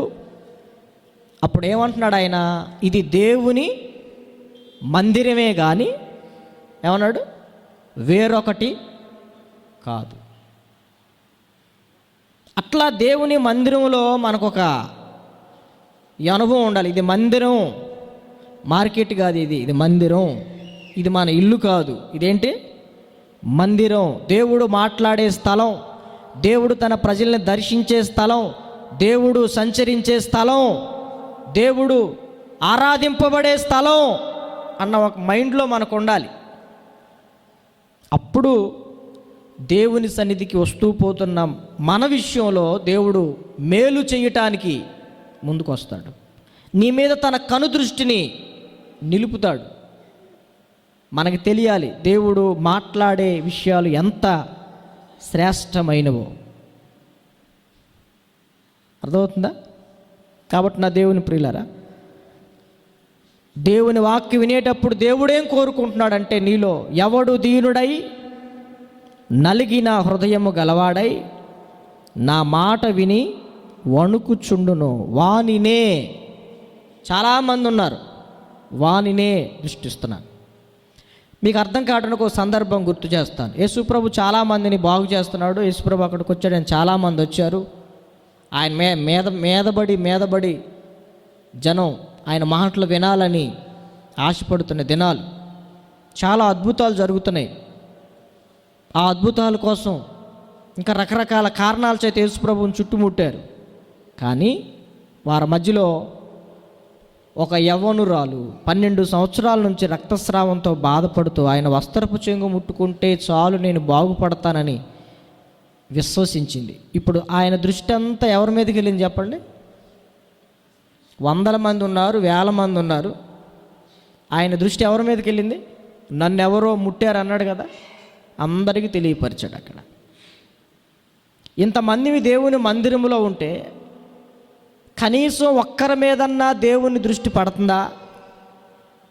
ఇన్ని సంవత్సరాల నుంచి దేవుని మందిరానికి వెళ్తున్నాం. ఇంత శ్రేష్టమైన దేవుడు శ్రేష్టమైన మాటలు తన సేవకుల ద్వారా అందిస్తున్నప్పుడు శ్రద్ధ మనకుంటుందా? మనస్సుని సిద్ధపరుచుకునే వింటున్నామా, లేకపోతే ఎలా పడితే అలా వింటున్నామా? ఒకవేళ అలాంటి వాల్యూ లేకుండా దేవుని వాక్యాన్ని కనుక నువ్వు విన్నట్లయితే దేవుని యొద్ద నుండి ఏ మేలు నువ్వు ఎప్పటికీ పొందుకోలేవు. నువ్వు ఆయన ఆజ్ఞని ఎప్పుడైతే శ్రద్ధగా వింటావో, గైకొంటావో, నీకేం కలుగుతుంది? మేలు కలుగుతుంది. ఆయన నిన్ను బట్టి సంతోషిస్తాడు. ఆయన యొక్క కనుదృష్టి నీ మీద ఉంటుంది. మరొక విషయం చెప్తాను. దేవుని యొక్క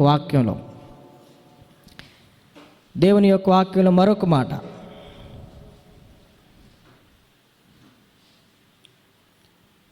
యెషయా గ్రంథం 1వ అధ్యాయం 19వ వచనం.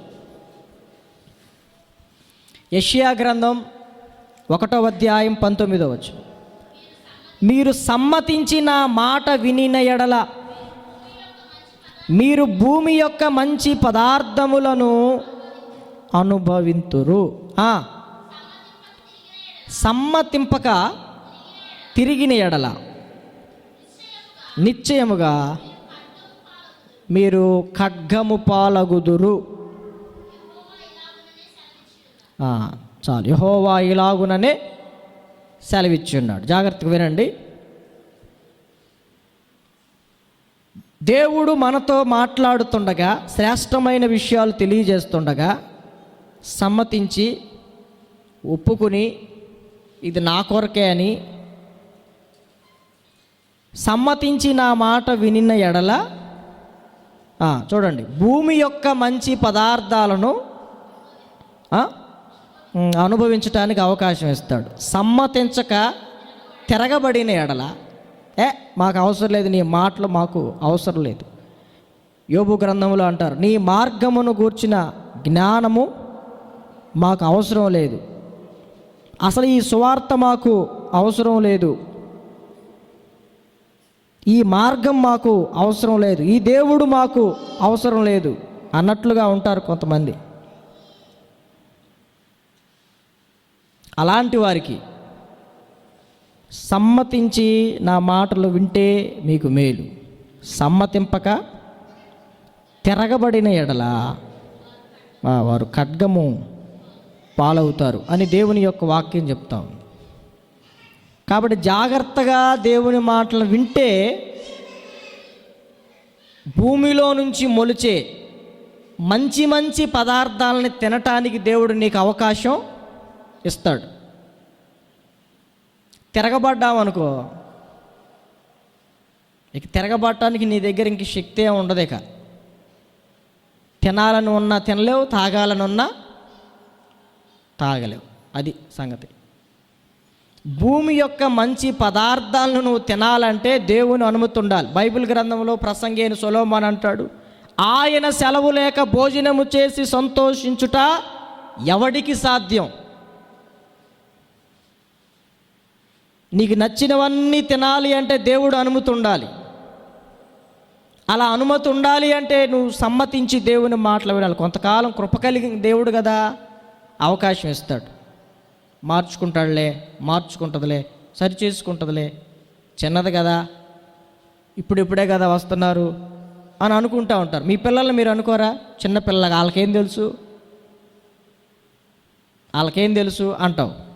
కాస్త పెద్ద అయిన తర్వాత తెలుసుకుంటారులే అంటావు. ఇంకాస్త పెద్ద అయిన తర్వాత పనికి మాలినోడా, ఎంత వయసు వచ్చింది తెలియట్లేదంటారా? అంటారు లేదా? దేవుడు కూడా కొంతకాలం చూస్తాడు. అయినా నీ వైఖరి నా వైఖరి మారకపోతే దేవుడు అప్పుడు రంగంలోకి దిగి అప్పుడు దేవుడి మీద ఎగిరి పడతా అదిరి పడతా ఉంటావు కదా. వాక్యం చెప్పేటప్పుడు లెక్క లేకుండా, వాక్యం చదివే విషయంలో ఎటువంటి భయం లేకుండా, క్రమం లేకుండా ఉంటే దేవుడు ఏం చేస్తాడంటే భూమి యొక్క మంచి పదార్థాలని తినేయకుండా నీకు పర్మిషన్ ఇవ్వడేక. ఈరోజు చాలామంది జీవితాల్లో ఇది లేదా? తినాలని ఉన్నా, బీపీ షుగర్ లేకపోయినా కొంతమంది తిన్నది అరగదు పాపం వాళ్ళకి. పాపం తినాలని అయితే అంతెందుకు, భోజనం చేసేటప్పుడు తినేవాళ్ళని చూస్తూ ఉన్నప్పుడు తిన్నోడికి కూడా ఏమేస్తుంది, కొత్తగా ఆకలి పుట్టుకొచ్చిద్ది. అట్లాగా భూమి యొక్క మంచి పదార్థాలను తినాలంటే దేవుని అనుమతి ఉండాలి. కొంతమందికి అరగదు, రకరకాల బలహీనతలు. కొంతమందికి ఏ రోగం ఉండదు, మనోవ్యాధి ఉంటుంది, మానసిక బాధలతో వండుకుంటారు కానీ తినరు. భార్యాభర్తలు ఇంట్లో వండుకుంటారా? ఆ రోజు ఫుల్లు తనుకుంటారు. వండిన అన్నం అట్లాగే ఉంటుంది, కూర అట్లాగే ఉంటుంది. పిల్లలు కూడా తినరు. అంటే రోగం వచ్చిద్దని నేను చెప్పట్లా. దేవుని యొక్క మాటని ఎప్పుడైతే మనం లెక్క చేయమో ఇలాంటి పరిస్థితులు మన జీవితంలోకి వస్తాయి. ఇర్మియా గ్రంథంలో మనం చూస్తే అక్కడ అంటాడు, నీ క్షామకాలములో నేను నీతో మాట్లాడి తిని కానీ నీవు విననని అన్నావు, నా మాట వినకపోవటం నీకు బాల్యం నుండి వాడుకే అంటాడు. దేవుడు క్షేమంగా ఉన్నప్పుడు మాట్లాడతాడు, అంతా మీదకు వచ్చిన తర్వాత మాట్లాడు. అప్పుడేమో మనం శాఖ చూపిస్తూ ఉంటాం, మనం హెచ్చులు పడతా ఉంటాం కదా. అందుకే దేవుడు అలాంటి పరిస్థితుల్లో నీకు ఇసిరేస్తాడు అనమాట. నీ కష్టార్జితంలో నీకు ఇష్టమైన దాన్ని అనుభవించటానికి కూడా అవకాశం ఉండదు. భార్యాభర్తలు ఒకే ఇంట్లో ఉంటారు కానీ వాళ్ళకేముండదు, ఆమె హాల్లో పడుకుంటుంది, ఆయన లోపల పడుకుంటాడు. నెమ్మది ఉండదు పాపం వాళ్ళకి, సమాధానం ఉండదు, మనోవ్యాధి, ఎవడికి చెప్పుకోవాలో అర్థం కాదు. ఇన్ని బాధలు పెట్టుకుని ఎవడన్నా బిర్యానీలు తింటారా ఎవడన్నా ఇంట్లో? సరిగా ఉండలేరు. ఎందుకు ఈ పరిస్థితి దాపరిచ్చింది మనకి అంటే దేవుని మాట వినే విషయంలో నువ్వు ఆసక్తి చూపించాల. ఏముందిలే, పొద్దుగూకులు మాట్లాడే దేవుడేగా. కొంతమందికి రోజు ఇంట్లో భర్త ఆ స్వతంత్రం మీద, రోజు పెట్టే భార్య భర్తకు అన్నం పెట్టాలిగా, పెట్టుకు తినిపో అంటది స్వతంత్రం మీద. పొద్దుగూకులు నేనే పెట్టాలా అని ఇసుకొచ్చో బోరు కొట్టు. రోజు పెట్టేదానికి అలవాటు పడ్డవాడు అట్టన్నావు అనుకో, ఆయన ఒక మూలన మొహం మార్చుకుని కూర్చుంటాడు. రోజు ప్రార్థించే దేవుడే కదా అని మనం కొన్నిసార్లు ఏం చేస్తామంటే నిర్లక్ష్యం చేస్తాం. కొంతమంది భర్తలను అలాగే నిర్లక్ష్యం చేస్తారు, వాళ్ళు ఇంకో ఫ్యామిలీ చూసుకునేదాకా నిర్లక్ష్యం చేస్తారు. ఏమైనా వదిలిపెట్టి ఇంకొక ఆమె పిల్లల్ని చూసుకునేదాకా ఆమె ఏం చేసిద్ది? అప్పుడు దాకా కళ్ళు తెరవదు. ఇంకేమన్నా అంటే అంటది, పెళ్ళయి 20 ఏళ్ళు అయింది, పెళ్ళయి 10 ఏళ్ళు అయింది, ఇంకా ఏంటి అని అంటది. ఓహో, ఈమెకి ఇంట్రెస్ట్ లేదనుకుంటా అని వాడు ఇంకొక వైపు ఇంట్రెస్ట్ చూపిస్తూ ఉంటాడు. కొంతమంది ఈ స్వతంత్రత మీద, అదే భర్త, అదే ఇల్లు, అదే పిల్లలు అని కొంతమంది దృష్టి పెట్టరు. పిల్లల మీద దృష్టి పెట్టరు, కొంతమంది భార్యల మీద దృష్టి పెట్టరు, ఫ్యామిలీ మీద దృష్టి పెట్టరు. ఎప్పుడు ఇదే అనుకుంటూ ఉంటారు. కొంతమంది అట్లా అదే క్రమంలో ఎప్పుడు ఇదే దేవుడా, ఎప్పుడు ఇదే మందిరమా, ఎప్పుడు అదే సేవకుడా, పొద్దుగూకులు ఆయనే చెబుతున్నాడు, ఇంకేమన్నా పిలవచ్చుగా. ఇదొక గోల. ఏదైనా అప్పుడప్పుడు వేరే సేవకులు, వేరే కొత్త స్వరం వినబడతాడు, పొద్దుగూకులు ఆయనే చెబుతాడు, ఏ కూడికైనా ఆయనే చెబుతాడు. కొంతమందికి బోరు కొడతా ఉంటుంది ఇట్లా. కొంతమందికి అదొక రకమైన, అంటే ఎప్పుడూ ఒకేలాగా ఉండదు, అంటే స్పెషల్ కోరుకుంటూ ఉంటారు. ఫ్యామిలీలో సంవత్సరానికి ఒక భార్యని తెచ్చుకుంటూ ఉంటే బాగుంటుందండి. సంవత్సరానికి ఒక భర్త చండాలంగా ఉంటుందా? కొన్ని జీవితంలో మనకు బోరు కొట్టకూడదు. భార్య మీద భర్తకు బోరు కొట్టకూడదు, భర్త మీద భార్యకి బోరు కొట్టకూడదు, పిల్లల మీద కూడా తల్లిదండ్రులకు బోరు కొట్టకూడదు. అర్థమవుతుందా? దేవుడి మీద అసలే కొట్టకూడదు. వీడితో కాపురం చేయలేక విరక్తి పుడుతుందమ్మా నాకు అంటది, వాళ్ళ అమ్మతో చెప్పిద్ది. ఇంకెందుకమ్మా, వచ్చేసేయి, ఆడితో కాపురం చేసే కంటే రా ఇక్కడికి. ఇక వెంటనే బస్సు ఎక్కి వెళ్ళిపోద్ది. ఇక ఈలోపు వాళ్ళ ఇంట్లో తమ్ముడు ఉంటాడు, ఆడికి కూడా పెళ్ళయిందిగా, ఆడబిడ్డనా మరదలు, సామెత ఒకటి ఉందిలే, ఆడబిడ్డ అర్ధమ్మగుడని. ఇక ఆమె టార్చర్ తట్టుకోలేక మళ్ళీ రిటర్న్ బస్సు ఎక్కి, అందుకే ఎక్కడోళ్ళు అక్కడ ఉండటం మంచిది. దేవుడు తన చిత్తానుసారంగా 2 కళ్ళు ఇక్కడ పెట్టాడు. కొంచెం డిజైన్ చేంజ్ చేస్తే కళ్ళు ఇక్కడికి వస్తాయి, ఇక్కడ ఉంటే ఎట్టుంటుంది మీరు ఆలోచించుకోండి. ఇట్టున్న కాళ్ళు ఇటు తిరుగుంటే ఎలా ఉంటాయి? డిజైన్ని చెడగొడితే చండాలంగా ఉంటుంది. అందుకే ఎక్కడ ఉండాల్సిన వాళ్ళు అక్కడ ఉండాలి. భర్తతో ఉండాల్సిన నీకెందుకు, మీ అమ్మ వాళ్ళ ఇంట్లో నీకేం పని? పొద్దుగూకులు కొంతమందికి అదే పని. అక్కడ ఉండకూడదు, నువ్వు ఇక్కడ ఉండాలి, ఇక్కడ నువ్వు ఫలించాలి, ఇక్కడ ఈ కుటుంబానికి ఆశీర్వాదకరంగా ఉండాలని దేవుడు అక్కడ నుండి ఎక్కడ పడేస్తే నేను అక్కడికే పోతా, శాపగ్రస్తులు అవుతారు అంతే. కొంతమందికి, అంటే నేను చూసిన అనుభవంలో, అంటే అందరు అట్లా ఉండరులే, కొంతమంది పెళ్ళి అయిందని పేరు అంతే, ఆ అమ్మాయి అక్కడ ఉండదు, పొద్దుగూకులు ఫోనే ఆమెతోనే, అమ్మగారితోనే, వాళ్ళ అక్కోళ్ళతో లేత వాళ్ళ అన్నయ్య, ఇదే గోల. కొంతమంది పురుషుల్లో కూడా అంతే, పెళ్ళయిందేనే కానీ పొద్దుగూకులో ఇదే గోల. కొన్ని కుటుంబ సమస్యలకు కారణం ఇదే. నాతో మాట్లాడడం మా ఆయన పొద్దుగూకులు వాళ్ళ అమ్మ చుట్టూ తిరుగుతాడు, వాళ్ళ అమ్మ చుట్టూ నాకు మెంటలు ఎక్కిపోతుంది అంటారు కొంతమంది. అట్లాంటప్పుడు నన్ను ఎందుకు పెళ్లి చేసుకున్నావు, ఇది ఈ గోళలు ఎక్కువ. మనకి ఎవరైనా ప్రాముఖ్యత ఇవ్వకపోతే మనకి ఎంత కోపం వస్తుందండి. మనకి నీ భర్త నీకు ప్రాముఖ్యత, నీకు ప్రథమ స్థానం ఇవ్వకపోతే, నీకంటే ఎక్కువ వాళ్ళ అమ్మని ప్రేమించాడు అనుకోండి, అమ్మ మీ భర్తలు మీ అత్తయ్యలను ఎక్కువ ప్రేమించారు అనుకోండి, కడుపు మండదా మీకు? మరి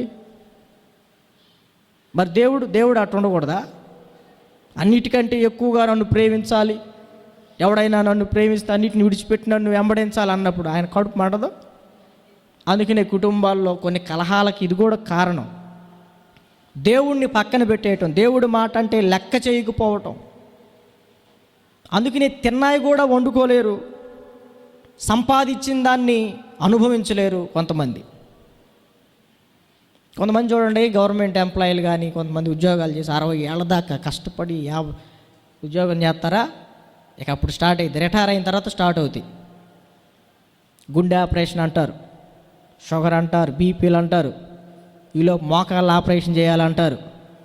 వాళ్ళు ఏమనుకుంటారంటే ఉద్యోగం నుండి విశ్రాంతి పొందిన తర్వాత కాస్త అమ్మయ్యా కొంచెం మనవళ్ళతో, మనవరాలతో, కోడలతో, కొడుకుతో, అల్లులతో హ్యాపీగా గడుపుదామని వాళ్ళు అనుకుంటారు. అప్పుడు స్టార్ట్ అవుద్ది అసలు.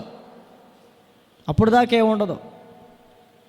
సంపాదించినదంతా వాళ్ళు తినలేరు, తినటానికి అనుమతి ఉండదు. ఎందుకంటే దేవుడు నీకు ఇచ్చిన ఈ ఆయుష్కాలంలో సమస్తాన్ని ఇచ్చిన దేవుణ్ణి నువ్వు పక్కన పెట్టేసి ఎవడెవడికో ప్రాముఖ్యత ఇస్తా నీ బతుకంట బతుకుతూ ఉంటే ఈరోజు నువ్వు సంపాదించవచ్చు, సమకూర్చుకోవచ్చు, కానీ దాన్ని అనుభవించే యోగ్యత నీకు ఈడు దేవుడు. వేరొకడు అనుభవిస్తాడు. లోకంలో ఇంకో సామెత ఉందిలే, అత్త సొమ్ము అల్లుడు దానం అని. వాళ్ళు అనుభవించరు. పాచిపల్లోడు అంట సంపాదించాడు, మొహం కూడా కనుక్కోకుండా రూపాయి జాగ్రత్త చేసాడంట. ఎవడు అనుభవించాడంట వచ్చి? బంగారం పల్లోడు. ఏదో సామెత ఒకటి ఉంటుంది. అట్లాగా ఎవరో మనం దాచి కూడబెడితే మనం అనుభవించం, ఎవడో వచ్చి అనుభవిస్తాడు. అదే ప్రసంగి గ్రంథంలో సొలొమోను చెప్పే విషయాలు. కాబట్టి కొంతమంది కుటుంబాల్లో ఇదే సమస్య. అన్ని సౌకర్యాలు ఉంటాయి, కానీ అనుభవించటానికి అతని దగ్గర శక్తి ఉండదు.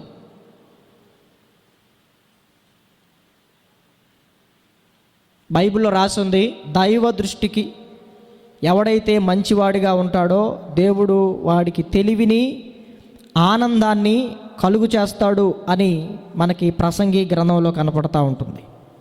ఎవరికంట? దైవ దృష్టికి ఎవడైతే మంచిగా కనపడతాడో. చూడండి, ప్రసంగి గ్రంథం 2వ అధ్యాయము 26వ వచనం. ఏలయనగా దైవ దృష్టికి మంచివాడుగా నుండు వానికి దేవుడు జ్ఞానమును, తెలివిని, ఆనందమును అనుగ్రహించును. దేవునికి స్తోత్రం, హల్లెలూయా. ఎవరికంట?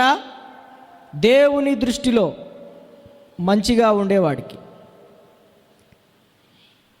కాబట్టి దేవుని యొక్క కనుదృష్టి నీ మీద ఉండాలంటే నువ్వు దేవుని మాటని, శ్రేష్టమైన మాటని శ్రద్ధగా వినే, సిద్ధపరచుకునే హృదయం నీ దగ్గర ఉండాలి. అందుకే మనం ఇందాక చదివాం యెషయా గ్రంథం 1:19, మీరు సమ్మతించిన మాట వినిన ఎడల భూమి యొక్క మంచి పదార్థాలని అనుభవిస్తారు. లేకపోతే భూమి యొక్క మంచి పదార్థాల్లో ఏది కూడా మీరు అనుభవించడానికి ఆస్కారం. అట్లాంటివి ఏమైనా కావాలంటే ఏరుకోరు తెచ్చుకోవచ్చు, అది మీ ఇష్టమే, మీ చేతుల్లోనే ఉంది. డాక్టర్ దగ్గరికి వెళ్తే అంటాడు, అది తినకూడదమ్మా, ఇది తినకూడదు. చెప్పాను కదా, కొంతమంది డాక్టర్ దగ్గరికి వెళ్ళకుండానే వండుకున్నది కూడా తినలేని పరిస్థితులు, సామర్థ్యం ఉన్నా వండుకోలేని పరిస్థితులు, మనోవ్యాధులు, మనోవ్యాకులం, మానసికమైన బాధలు ఎన్నో ఉంటాయి. ఇవన్నీ దేవుణ్ణి మనం నిర్లక్ష్య పెట్టడం మూలంగానే. సౌలు జీవితంలో దేవుణ్ణి ఎప్పుడైతే నిర్లక్ష్య పెట్టాడో, దేవుని మాటను ఎప్పుడైతే లెక్క చేయకుండా ఉన్నాడో, తనకు మనశ్శాంతి లేదు. మనశ్శాంతి. 1 సమూయేలు గ్రంథం 15వ అధ్యాయము 24వ వచనం. 1 సమూయేలు గ్రంథం 15వ అధ్యాయం 24వ వచనం. సౌలు జనులకు జడిసి వారి మాట వినినందున నేను యెహోవా ఆజ్ఞను, నీ మాటలను మీరి పాపము తెచ్చుకొంటిని. అక్కడ సౌలు అంటున్నాడు సమూయేలు మాటలకు ప్రత్యుత్తరం ఇస్తూ, నేను జనాలకి భయపడ్డాను గనుక వాళ్ళ మాట విన్నాను. దేవుని భయం నీకుంటే దేవుడు మాటలు వింటావు. సౌలుకి దేవుడు భయం కంటే ఎవరి భయం ఎక్కువ ఉంది? జడిసినందున దేవుని మాటలను పక్కన పెట్టాడు, వాళ్ళ మాట విన్నాడు. ఈరోజు దేవుని భయం కంటే చుట్టుపక్కల ఉన్న మనుషుల భయం ఉంటుంది. వాళ్ళ మీద ఉన్న భయాన్ని బట్టి దేవుని మాటను కూడా, శ్రేష్టమైన దేవుని మాటను కూడా పక్కన పెట్టేస్తాం. అందుకనే సౌలు జీవితంలో మనశ్శాంతి లేదు, నెమ్మది లేదు. దేవుని వాక్కు కోసం ఎట్లా తిరగాలంటే అట్లా తిరిగాడు. ఒకప్పుడు ఆయన ఎక్కడ కూర్చుంటే అక్కడ దేవుడు మాట్లాడేవాడు. ప్రవక్తలకు ఉన్నటువంటి అనుభవం తనకుంది. సౌలు ప్రవక్త కాదు, రాజు, కానీ ప్రవక్తలలో ఒకనిగా ఎంచబడ్డాడు. అంతగా దేవుని యొక్క ఆత్మ అతన్ని ఆవరించింది. అలాంటి అనుభవంలో నుండి సౌలు తన ఆత్మీయతను పోగొట్టుకున్నాడు. దేవుణ్ణి లక్ష్య పెట్టడం మానేశాడు. రాజు అయిపోయిన తర్వాత గర్విష్ఠ అయిపోయాడు. దేవుణ్ణి లెక్క చేయాల్సిన పనే ఉంది, నేను రాజుని, నేనేం చెప్తే జరుగుతుంది, నేను ఒకడు పొమ్మంటే పోతున్నాడు, రమ్మంటే వస్తున్నాడు, ఇంకెవరు నా పైన అన్నట్లుగా కాస్త ఓవర్ చేశాడు. అప్పటి నుంచి సౌలు జీవితంలో మనశ్శాంతి లేదు. ఈరోజు కొంతమంది మనశ్శాంతి లేకపోవడానికి గల కారణం ఏంటంటే, శ్రేష్టమైన దేవుని మాటలు నీ క్షేమకాలములో నీతో మాట్లాడినప్పుడు నువ్వు విధేయత చూపించకుండా పక్కన పెట్టేయటం మూలంగా ఈరోజు నీకు మనశ్శాంతి లేదు, సమాధానం లేదు, నెమ్మది లేదు. అందుకనే ఆ గందరగోళాన్ని తట్టుకోలేక సౌలు తన కత్తి మీద తానే పడి ఆత్మహత్య చేసుకున్నాడు. ఈరోజు చాలామంది ఆత్మహత్యలు చేసుకుంటారు కదా. ఆ డైలమాకి, ఆ గందరగోళానికి, లోపల జరుగుతున్న ఆ యుద్ధానికి ఏం చేయాలో తెలియక ఆత్మహత్య చేసుకుంటారు. ఇలాంటి పరిస్థితులు నీ జీవితంలో ముందే వస్తాయని దేవుడికి తెలిసే నీ క్షేమకాలములో నా వాక్యం విను, నా మాటలు విను, లేకపోతే మారు మనస్సు పొందు. ప్రసంగిలు అంటాడు, దుర్దినములు రాకముందే వీటి యందు నాకు సంతోషము లేదని చెప్పు, దినాలు రాకమునిపే నీ బాల్య దినముల యందే నీ సృష్టికర్తని స్మరణకు తెచ్చుకో అని బైబిల్ చెప్తుంది. ఎందుకు సువార్త చెప్తాం, ఎందుకు సువార్త ఉపదేశం చేస్తాం, ఎందుకు వర్తమానాల మీద వర్తమానాలు మీకు బోధిస్తాం అంటే, ఇది నీ క్షేమకాలంలో మాట్లాడే ఒక శుభవార్త. నీ భవిష్యత్తు నీకు తెలియదు, కానీ నేను సృష్టించిన దేవుడికి తెలుసు. రేపేం జరగబోతుందో ఆయనకి తెలుసు. కాబట్టి జాగ్రత్త ఇప్పుడే అని నిన్ను సిద్ధం చేస్తున్నాడు. అంతా బాగానే ఉందిగా, ఇప్పుడేంటి జాగ్రత్త చేస్తున్నాడు అని మనం అనుకుంటాం.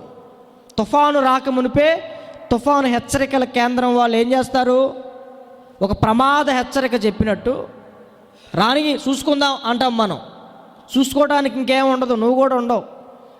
అందుకనే తుఫాను ఏ ప్రాంతాలకు ప్రమాదం ఉందో ఆ ప్రజల్ని సురక్షిత ప్రాంతాలకి తీసుకొచ్చి వాళ్ళకి పునరావాసం కల్పిస్తారు. అలాంటిదే సువార్త. దేవుని మందిరములో విను, మందిరం వెలుపట విను, ఏ స్థలములోనైనా విను. శ్రేష్టమైన దేవుని మాటలు నీ క్షేమకాలంలో దేవుడు మాట్లాడతాడు. వాటిని మనం తీసుకోగలిగితే, విని వణికి నువ్వు తగ్గించుకున్నట్లయితే ఆయన దృష్టి నీ మీద పడుతుంది, నిన్ను బట్టి ఆయన సంతోషిస్తాడు, నీకు మేలు కలుగుతుంది అని బైబిల్ చెప్తుంది. మీకు మరింతగా అర్థం కావడానికి మరొక మాట చెప్తాను. మత్తయి సువార్త 7వ అధ్యాయము 24వ వచనం చదువుదాం. మత్తయి సువార్త త్వరగా 7వ అధ్యాయము 24వ వచనం. మత్తయి సువార్త 7వ అధ్యాయం 24వ వచనం. కాబట్టి ఈ నా మాటలు విని వాటి చొప్పున చేయు ప్రతివాడును బండ మీద తన ఇల్లు కట్టుకొనిన బుద్ధిమంతుని పోలియుండును. ఈ పోలికి మీకు అర్థమయ్యేటట్టు చెప్తాను, జాగ్రత్తగా వినండి.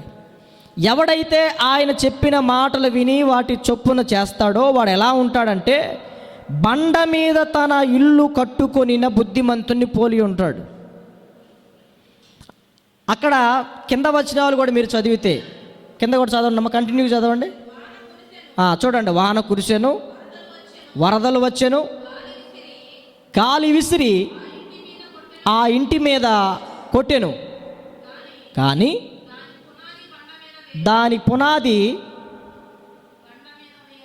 బండ మీద వేయబడు. దేవునికి స్తోత్రం, హల్లెలూయా. అంటే రానున్న దినాలలో వర్షం వస్తుంది, గాలి వడిగా కొడుతుంది, వరదలు వస్తాయి, తుఫానులు వస్తాయి. కాబట్టి నా మాట విని బండ మీద పునాది వేసుకో. చక్కగా బోర్లు తీసుకుని స్లాబ్ వేసుకుని గట్టిగా కట్టుకో. మనం ఒక ఇల్లును కట్టుకునేటప్పుడు, ఒక అపార్ట్మెంట్ కట్టేటప్పుడు ఇది ఇన్ని సంవత్సరాలు నిలబడాలని పునాది తీసి ఎలా కడతారో దేవుని మాటలు కూడా అలాంటివే. దేవుని మాటలు కూడా అలాంటివే. భవిష్యత్తును దృష్టిలో పెట్టుకుని మాట్లాడి, భవిష్యత్తును దృష్టిలో పెట్టుకుని ఎప్పుడు మాట్లాడుతూ ఉంటాడు ఆయన. నా మాటలు ఎవడైతే వింటాడో ఆ చొప్పును చేస్తాడో వాడు బండ మీద తన ఇంటిని పునాది వేసి తన ఇంటిని కట్టుకున్న వాడిని పోలి ఉంటాడు. వానలు చెప్పొస్తాయా, వరదలు చెప్పొస్తాయా? కాబట్టి వానలు వచ్చినా వరదలు వచ్చినా గాలి వడిగా కొట్టినా ఎన్ని పరిస్థితులు తారుమారైనా చెక్కు చెదరకుండా ఉండాలంటే, ప్రతి అపాయకరమైన పరిస్థితుల్లో కూడా నువ్వు తప్పింపబడిన వాడిగా ఉండాలంటే ఈ నా మాటలు ముందుగా నువ్వు శ్రద్ధగా వినాలి అని దేవుని వాక్యం చెబుతుంది. అరే, ఒక ఇల్లు కట్టేటప్పుడే మంచి పునాది వేసుకుంటావు. నువ్వు కట్టేది ఒక స్టేరే, కానీ పునాది దేనికి వేస్తావు? ఒకేసారి 2 స్టేర్లు, 3 స్టేర్లు, 4 స్టేర్లకు సంబంధించిన బేస్ మట్టం వేస్తాం కింద. ఎందుకని? ఫ్యూచర్లో దేవుడు ఆశీర్వదిస్తే ఇంకొక స్టేర్ వేసుకోవచ్చు, ఇంకా ఆశీర్వదిస్తే మరొక స్టేర్ వేసుకోవచ్చు అని. దేవుని మాటలు కూడా అలాంటివే.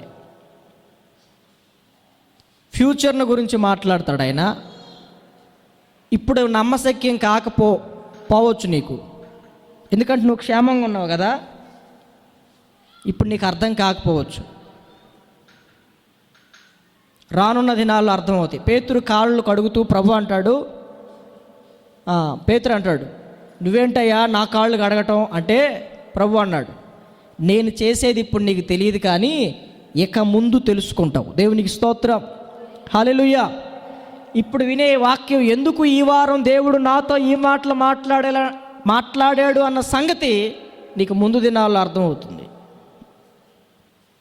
నీ భవిష్యత్తు బాగుండాలని మాట్లాడతాడు.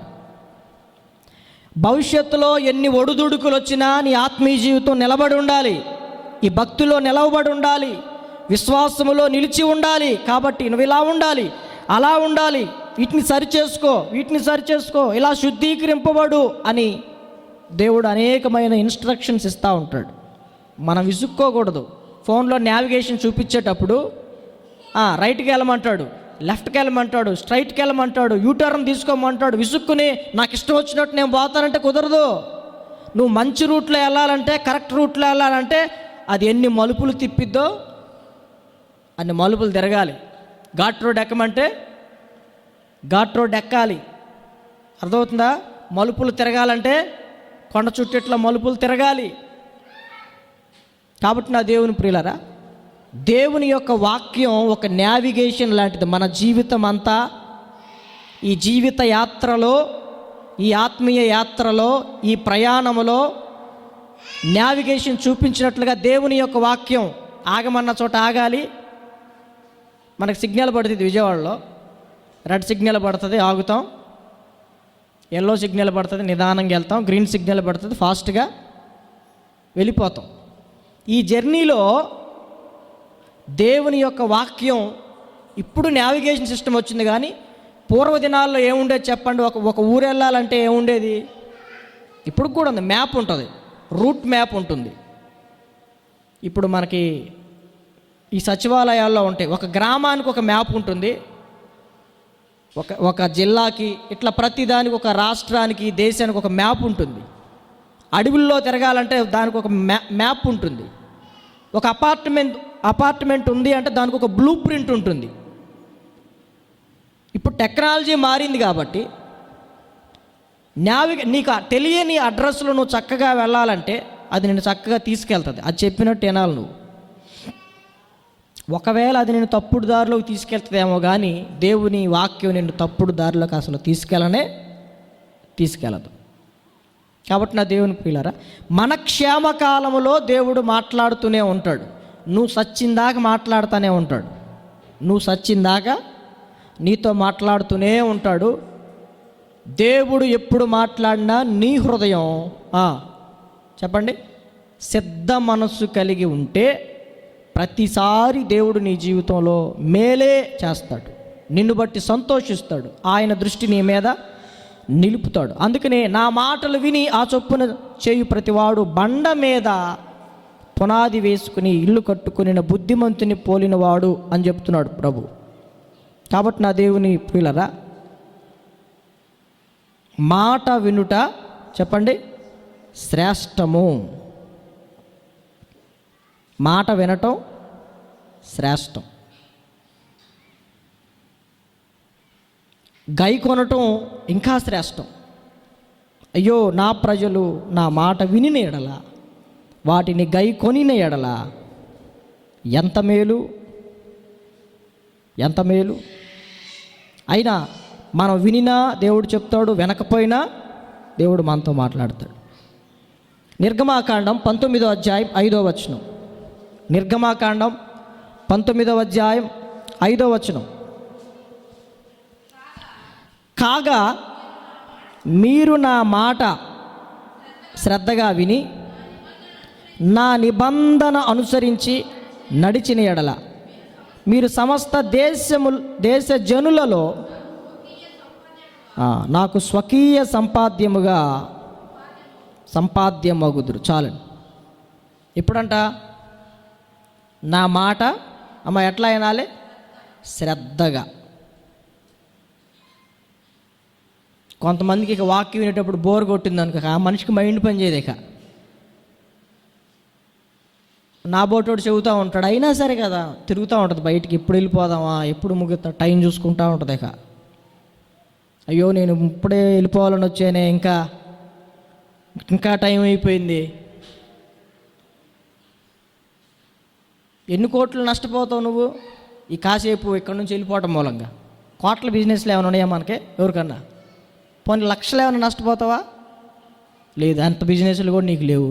పోనీ వేలు నష్టపోతావా? పోనీ వందలు నష్టపోతావా?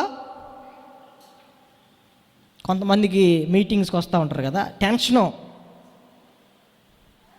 ఎంత టెన్షన్ అంటే ఇక వెళ్ళకపోతే ఇక ప్రభు రాకళ్ళు ఎత్తబడలేనే అంత టెన్షన్తో వెళ్ళిపోద్ది. ఇక వాక్యం మధ్యలోనే వెళ్ళిపోద్ది. ఇక ఆఖరి ప్రార్థన ఆశీర్వాదానికి ఉండదు, వాక్యం అంతా ఏంటది ఇక వెళ్ళిపోద్ది. చెప్పానుగా, దేవుడు మనతో మాట్లాడే సమయం వాక్యం తర్వాత మీరు దేవుడితో మాట్లాడాల్సిన సమయంలో ఒళ్ళు ఇరుచుకుంటా, కాళ్ళు చాపుకుని, గోడలకు అనుకుని, లేకపోతే ఆవులిచ్చుకుంటా అప్పుడు దాకా ప్రభు అప్పుడు దాకా గగ్గోలు పెట్టి. ఇప్పుడు నేను వాక్యం చెప్పేటప్పుడు ఇప్పుడు ఆవులిచ్చానా? ఇంట్రెస్ట్గా చెబుతాం కాబట్టి. నువ్వు కూడా వాక్యం వినేటప్పుడు కొంతమంది చెప్తూ ఉంటే ఆవిలింతలు, ఒళ్ళిరుచుకోవటాలు, దెయ్యపు శాస్త్రాలు ఇవన్నీ మాకు ఎట్లుంటుంది చెప్పండి? నేను ఇంట్రెస్ట్గా వాక్యం చెబుతుంటే పెద్దగా నోరు తెరిచి ఆవులిచ్చావనుకో, నా కడుపు మండిద్దా మండదా? మీరు చెప్పండి. అదే చెప్పాను మీకు అర్థం కావడానికి. మీరు బాధల్లో ఉన్నప్పుడు నేను కూడా చక్కగా నిద్ర వచ్చినట్టు పెద్దగా ఆవులిచ్చుకుంటా, ఒళ్ళు ఎరగ తెచ్చుకుంటా చెప్పు అన్నాను అనుకో, నీకు ఎట్లుంటుంది? దేవుని సన్నిధిని మనం గౌరవించాలి. మనం ఎట్లా పడితే అట్లా ఉండటానికి ఇది మన ఇల్లు కాదు. అందుకే చెప్పాను, ఇది దేవుని మందిరమే కానీ చేపల మార్కెట్ ఇదేమన్నా, కూరగాయల మార్కెటా, ముచ్చట చెప్పుకోవడానికి ఇక్కడ పార్క్ ఇదేమన్నా, సాయంత్రం ఫ్యామిలీ అంతా వెళ్ళి కూర్చుని పులిహార చేసుకుని వెళ్ళి తిని గడిపి రావడానికి ఇది పార్క్ ఇది? లేకపోతే కృష్ణ అనేది ఒడ్డా? ఇది ఆడకు పోయి తిరుగుతున్నారు కొంతమంది జనాలు, చూడండి ఆహ్లాదంగా. అది కాదు కదా, ఇది దేవుని మందిరం. దేవుడు మనతో మాట్లాడే సమయం, దేవుడు మనల్ని దర్శించే సమయం, మన క్షేమకాలములో మన మేలును కోరి మన భవిష్యత్తును గురించి మాట్లాడే స్థలం దేవుని మందిరం. మరి జాగ్రత్తగా వినొద్దు వాక్యం చెప్పేటప్పుడు. అందుకనే నా మాట శ్రద్ధగా విని నా నిబంధన అనుసరిస్తే నాకు స్వకీయ సంపాద్యం అవుతారు అని చెప్తున్నాడు. ఆఖరికి ఒక మాట చెప్పి ముగిస్తాను చూడండి. దేవుని యొక్క వాక్యంలో న్యాయాధిపతుల గ్రంథం 9వ అధ్యాయము 7వ వచనం చదువుతాం. న్యాయాధిపతుల గ్రంథం 9వ అధ్యాయం 7వ వచనం త్వరగా. అది యోతామునకు తెలియబడినప్పుడు అతడు పోయి గెరీజీము కొండ కొప్పున నిలిచి ఎలుగెత్తి పిలిచి వారితో ఇట్లనెను. ఇది ప్రాముఖ్యం మనకు. చూడండి, షెకెము యజమానులారా, మీరు నా మాట వినిన ఎడల దేవుడు మీ మాట వినును. దేవునికి స్తోత్రం, హల్లెలూయా. ఒక ఆయన లేచి బిగ్గర కేకలేసి చెప్తున్నాడు, మీరు నా మాట వింటే, నా ద్వారా దేవుడు చెప్పిన మాట మీరు వింటే, మీరు చెప్పిన మాట కూడా దేవుడు వింటాడు. మనమేమో వాక్యం చెప్పేటప్పుడు శ్రద్ధగా వినంగానే మళ్ళీ ప్రార్థన చేసేది బాధలో కూర్చుని, అయ్యా చెవి యొగ్గి ఇనయ్యా అని మళ్ళీ ఏడుతా చేస్తుంది, ఉపవాసం ఉండి ప్రార్థన చేస్తుంది. ప్రభు అన్నాడు, నేను చెప్పినప్పుడు నువ్వు శ్రద్ధగా విను, నువ్వు ఏడుండి ప్రార్థన చేసినా నేను కూడా ఎట్లా వింటాను? శ్రద్ధగా వింటాను. నా మాటలు శ్రేష్టంగా ఎంచి నువ్వు వింటే నీ మాటలు కూడా శ్రేష్టమైన ప్రార్థనగా ఎంచి నేను ఆలకిస్తాను. దేవుడు మన మాట వినాలంటే, ఈ లింక్ చూడండి, దేవుడు నీ ప్రార్థన వినాలంటే, శ్రద్ధగా వినాలంటే మొదట నువ్వు దేవుని మాట వినటం నేర్చుకోవాలి. అర్థమవుతుందా? ఈ అనుభవం లేకుండా మనం ఉంటే, లూకాసు వార్తలో చెప్పాను కదా, నేను చెప్పు మాటల ప్రకారం చేయక ప్రభువా ప్రభువా అని పిలిచినా, కేకలేసినా, సపట్లు కొట్టినా, ఎగిరి డ్యాన్స్లు వేసినా, డొళ్ళాడినా దేవుడు పనిచేయడు. అక్కడ దేవుడు పనిచేయడు. మన క్షేమకాలంలో ఈ విషయాలని చెప్తున్నాడు. అంటే రానున్న దినాలు, ఇప్పుడు బాగున్నాం, రేపేమైద్దో తెలుసా? ప్రభువుకు తెలుసు. కాబట్టి జాగ్రత్త పడమంటున్నాడు ఇప్పుడే. నీ ఆరోగ్యం కూలిపోక మునిపే. మనం ఈ సంవత్సరం పాట రాశాంగా, ఆయుష్షు తీరకముందే, ఆరోగ్యం పోకముందే, అనుకూల సమయమునందే, అవసాన కాలమందే, ఏది ఉత్తమమో తెలుసుకో, సర్వసత్యములో నడచుకో. ఎప్పుడంట? ఆయుష్ తీరిపోక మునిపే. దీపం ఉండగానే ఇల్లు చక్కబెట్టుకోమంటారు చూసారా, అట్లా అన్నమాట. ఆరోగ్యం పోక మునిపే, ఈరోజు నా దగ్గర ఇది ఉంది, నేను కలిగి ఉన్నాను, దాన్ని పోగొట్టుకోక మునిపే ఎప్పటికప్పుడు దేవుడు నీతో మాట్లాడినప్పుడు సరి చేసుకోవడానికి, సరిదిద్దుకోవడానికి నువ్వు ఇష్టపడినట్లయితే ప్రభు కనికరం పొందుతావు. సౌలు అలా సిద్ధపడలేకపోయాడు. అందుకే ఆయన అన్నాడు, దహన బలులు అర్పించుట కంటే మాట వినుట శ్రేష్టం. నేను కానుకిస్తున్నాను కదా, నేను అది ఇచ్చాను కదా, నా బెడల్ని ఇచ్చాను కదా, మంచిది ఇయ్యాలి. బైబిల్లో పరిసయ్యులు, శాస్త్రులు కొంతమంది ఉన్నారు. సోపు, జీలకర్ర, పుదీనా ఇది తీసుకొస్తున్నారంట. రే, వీటితో పాటు ఇంకా చాలా ఉన్నాయి, అవి కూడా చేయండి అన్నాడు ప్రభు. ఒక పుదీనా కట్ట తెచ్చింది ఆదివారంగా, దాంట్లో ఏం తీసిందంట? ఏం తీసింది? కట్టలో దశంభాగం తీసింది. పరిచయులు, నేటి శాస్త్రులు కొంతమంది ఉన్నారు. వాటిని మానక వీటిని కూడా చేయండి అన్నాడు. అది ఎలాగో ఇది కూడా అలాగే. వాటిని మానమని కాదు, ప్రథమ స్థానము దేవుని యొక్క మాటలు వినటం. అది నీకు శ్రేష్టత, అది నీకు మేలు, అది నీకు ఆశీర్వాదం. వాటిని మానక వీటిని చెయ్యాలి. దేవుని వాక్యం ఎప్పుడు మాట్లాడినా సరే దానిలో నీ భవిష్యత్తు ఉంటుంది.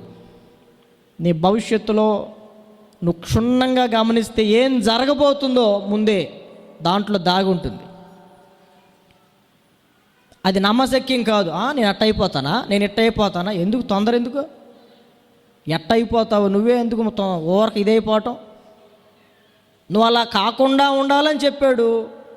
ఆ తుఫానులో కొట్టుకోపోకుండా ఉండాలని చెప్పాడు. ఆయన మాటలు వినని వాని గురించి ఒక మాట చెప్పాడు, బండ మీద పునాది వేయక ఇసుక మీద పునాది వేసుకుంటాడు కదా, వానిని పోలి ఉంటాడని చెప్పాడు. వాన వచ్చింది, వరద వచ్చింది, గాలి విసిరి కొట్టింది, ఎత్తి అవతాలేసింది. ఆయన మాటలు వినకపోతే, భవిష్యత్తుని దృష్టిలో పెట్టుకోకుండా ఆయన మాటలు వినకపోతే, ఇప్పుడు బాగుండొచ్చు, మనం రేపు చూద్దామన్నా కనపడం. ఇప్పుడు ఇట్ట కనపడుతున్నామా, రేపు ఏడ కనపడతాం? ఇంట్లో అమ్మ ఏమైంది అంటే ఇక ఆయన లేరు, ఆయన ఇక లేరు. 10 ఏళ్ళు ఏమన్నా గ్యారంటీ ఉందా మనకి? ప్రపంచంలో గ్యారంటీ లేనిది ఏదన్నా ఉందంటే మనమే. ఫోన్ కొన్నామనుకో, వాడు ఎన్ని నెలలు ఇస్తాడు గ్యారంటీ? కనీసం 6 నెలలు, లేకపోతే 3 నెలలు, సంవత్సరం. గ్యారంటీ లేని పీస్ ఎవరయ్యా అంటే మనమే. ప్రభు తయారు చేయబట్టి ఇన్ని సంవత్సరాలు గ్యారంటీకి బతికాం. చైనా వాడు తయారు చేస్తే 6 నెలలు, సంవత్సరం. ఇది దేవుని తయారీ కాబట్టి. కానీ రేపటి దినం మనది కాదు, ప్రభువుది. ప్రభు దయదలిచి రేపిస్తే రేపు ఏం జరిగిద్ది? ఇక్కడ ప్రభు చిత్తం అయితే ఏం జరిగిద్ది? ప్రభు చిత్తం వేరే జరిగింది అనుకో, సంఘంలో మనలో ఎవరికన్నా కూడికి ఎక్కడ జరగదు, అక్కడ జరిగిద్ది. అంతే కదా, మరి ఆపగలవా మనం ఏమన్నా? కాబట్టి రేపటి దినం మంది కాదు. ఇలాంటి సంఘటనలు మన జీవితంలోకి రాక మునిపే దేవుడు మాట్లాడిన ప్రతిసారి హృదయాన్ని సిద్ధపరచుకొని, అన్నిటికంటే దేవుని వాక్యమే, దేవుడి మాట వినుటయే శ్రేష్టం అని నువ్వు ఎంచి దేవుని సన్నిధికి ఎప్పుడైతే ప్రాముఖ్యతనిస్తావో, అది ఎప్పుడు నేర్చుకుంటావో, ప్రథమ స్థానం వేయటం, దేవుడు నిన్ను కూడా అన్ని విషయాల్లో ప్రథమ స్థానంలోనే ఉంచుతాడు. ఇక్కడ మనం చదివాం, నా మాట వినండి, దేవుడు మీ మాట కూడా. నేను అదే అంటున్నా ఈరోజు, నా ద్వారా దేవుడు మాట్లాడుతున్న మాటలు వినండి. ఇప్పుడు ఇది మీరు మాట్లాడే టర్మ్ వస్తుంది. ఇప్పుడు మీ టర్మ్ వచ్చినప్పుడు మీ మాటలు కూడా దేవుడు శ్రద్ధగా వింటాడు. కొంతమంది ప్రార్థనలు ఆయన వినడు, చెవి మూసుకుంటాడంట. బైబిల్లో ఉంది, ఒక వారం మీకు చెప్పాను దీని గురించి. మేఘాలను చాటు చేసుకుంటాడు ఆయన. కొన్ని ప్రార్థనలకు ఆయన జవాబు ఇవ్వడు.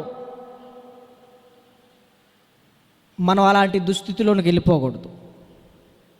చెప్పండి, ఏది శ్రేష్టం? స్తుతి ఆరాధన కంటే, పాటల కంటే ఏం శ్రేష్టం? దేవుని మాటలు వినటం, గైకొనటం శ్రేష్టం. అంటే అవి మంచిదని కాదు, ప్రాముఖ్యమైనది దేవుని వాక్యం. ఎందుకంటే ఆదియందు వాక్యం ఉండెను, వాక్యము దేవుని యొద్ద ఉండెను, వాక్యమే దేవుడై ఉండెను. కాబట్టి దేవుని వాక్యమైన ప్రతిసారి నువ్వు శ్రద్ధగా, ఇప్పుడు ఎట్లా అంటున్నావు, ఫోనుల్లో వినేటప్పుడు కూడా అట్లాగే విను. దేవుని సన్నిధిని ఎక్కడున్నా గౌరవించి విను. దేవుడు కూడా నీకు అలాంటి గౌరవం ఇస్తాడు. నన్ను గణపరచు వారిని నేను గణపరుస్తాను అన్నాడు కదా ప్రభు. కాబట్టి అన్నిటికంటే శ్రేష్టం చెప్పండి, దేవుని మాటలు వినటం. వాటిని వినటానికి నువ్వు ఇంకా వేగిరపడాలి. ఇంకా ప్రార్థన కూడికలు ఎక్కడ జరుగుతుంది? 2వ ఆరాధన ఉందా, నేను అక్కడికి వెళ్ళాలి. మళ్ళా ఇంకా 3వది కూడా పెడుతున్నారంటగా. ఎక్కడ పెడుతున్నారు చెప్పండి, మేము కూడా వస్తాం అనేటట్లుగా. ఎందుకంటే ఆ తృష్ణ నీటి వాగుల కొరకు దుప్పి ఆశపడినట్లు, దేవా నీ కొరకు నా ప్రాణం ఆశపడుచున్నది. కాబట్టి నా దేవుని ప్రియులారా, అలాంటి అనుభవాలతో కనుక ముందుకెళ్తే ఆయన మన జీవితంలో మేలు చేయకుండా ఉండలేడు. మనం కూడా అనాలి, నీ వాక్యాన్ని మేము వినకుండా ఉండలేం. స్తుతించకుండా ఉండలేమని పాడారు, కానీ వాక్యం వినకుండా ఉండలేమని ఎవరు బాడల. కాబట్టి నా దేవుని ప్రియులారా, మనం అలాంటి అనుభవాలతో ముందుకెళ్దాం. మన భవిష్యత్తు మనకు తెలియదు, మన దేవుడికి తెలుసు. కాబట్టి మన క్షేమకాలంలో దేవుడు మాట్లాడుతున్నాడు. భవిష్యత్తులో కూడా మనకి మంచి దినాలు మనం చూడాలంటే దేవుని వాక్యానికి అప్పగించుకుందాం, సరి చేసుకుందాం, ప్రభు పాదాల మీద పడదాం. దేవుడు మరిన్ని మేలులు ఈ సంవత్సరం నీ జీవితంలో చేయటానికి ఇష్టపడతా ఉన్నాడు. మనల్ని మనం సమర్పించుకుని మోకరించి చిన్న ప్రార్థన చేసుకుందాం, తీర్మానం చేసుకుందాం. మేము కూడా మీ కొరకు చిన్న ప్రార్థన చేస్తాం. మోకరించగలిగిన వాళ్ళు చక్కగా మోకరించండి. ప్రార్థనలో గడుపుదాం.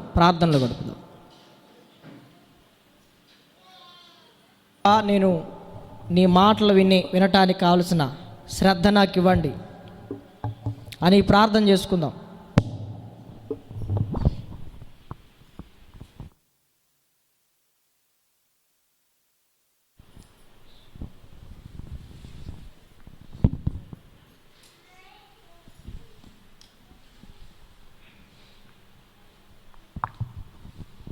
చెప్పబడిన వాక్యాన్ని బట్టి బబులు 2 నిమిషాలు నడిపించి ఆఖరి ప్రార్థన చేస్తాడు. ఆఖరి ప్రార్థన ఆశీర్వాదంతో ఈ కూడికిని మనం ముగించుకుందాం.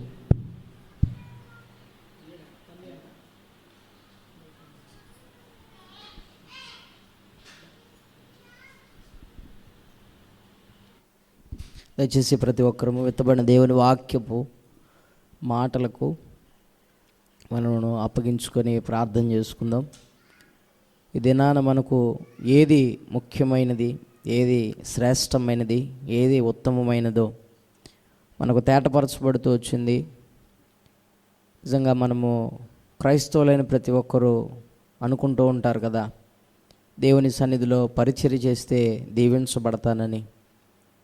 దేవుని మందిరములో పరిచర్య చేస్తే, చాపలేస్తే, ఊడిస్తే, అంట్లు కడిగితే, పరిచర్య చేస్తే, దేవుని పని ఏదైతే ఉందో ఆ పని చేస్తే దేవుడు నన్ను దీవిస్తాడు, దేవుడికి అది ఇష్టమని మనము భ్రమపడుతూ వచ్చాం, తప్పుగా అపోహపడుతూ వచ్చాం. దానికన్నా దానితో పాటు శ్రేష్టమైనది ఏంటంటే దేవుని మాట విని దాన్ని అనుసరించటం అని.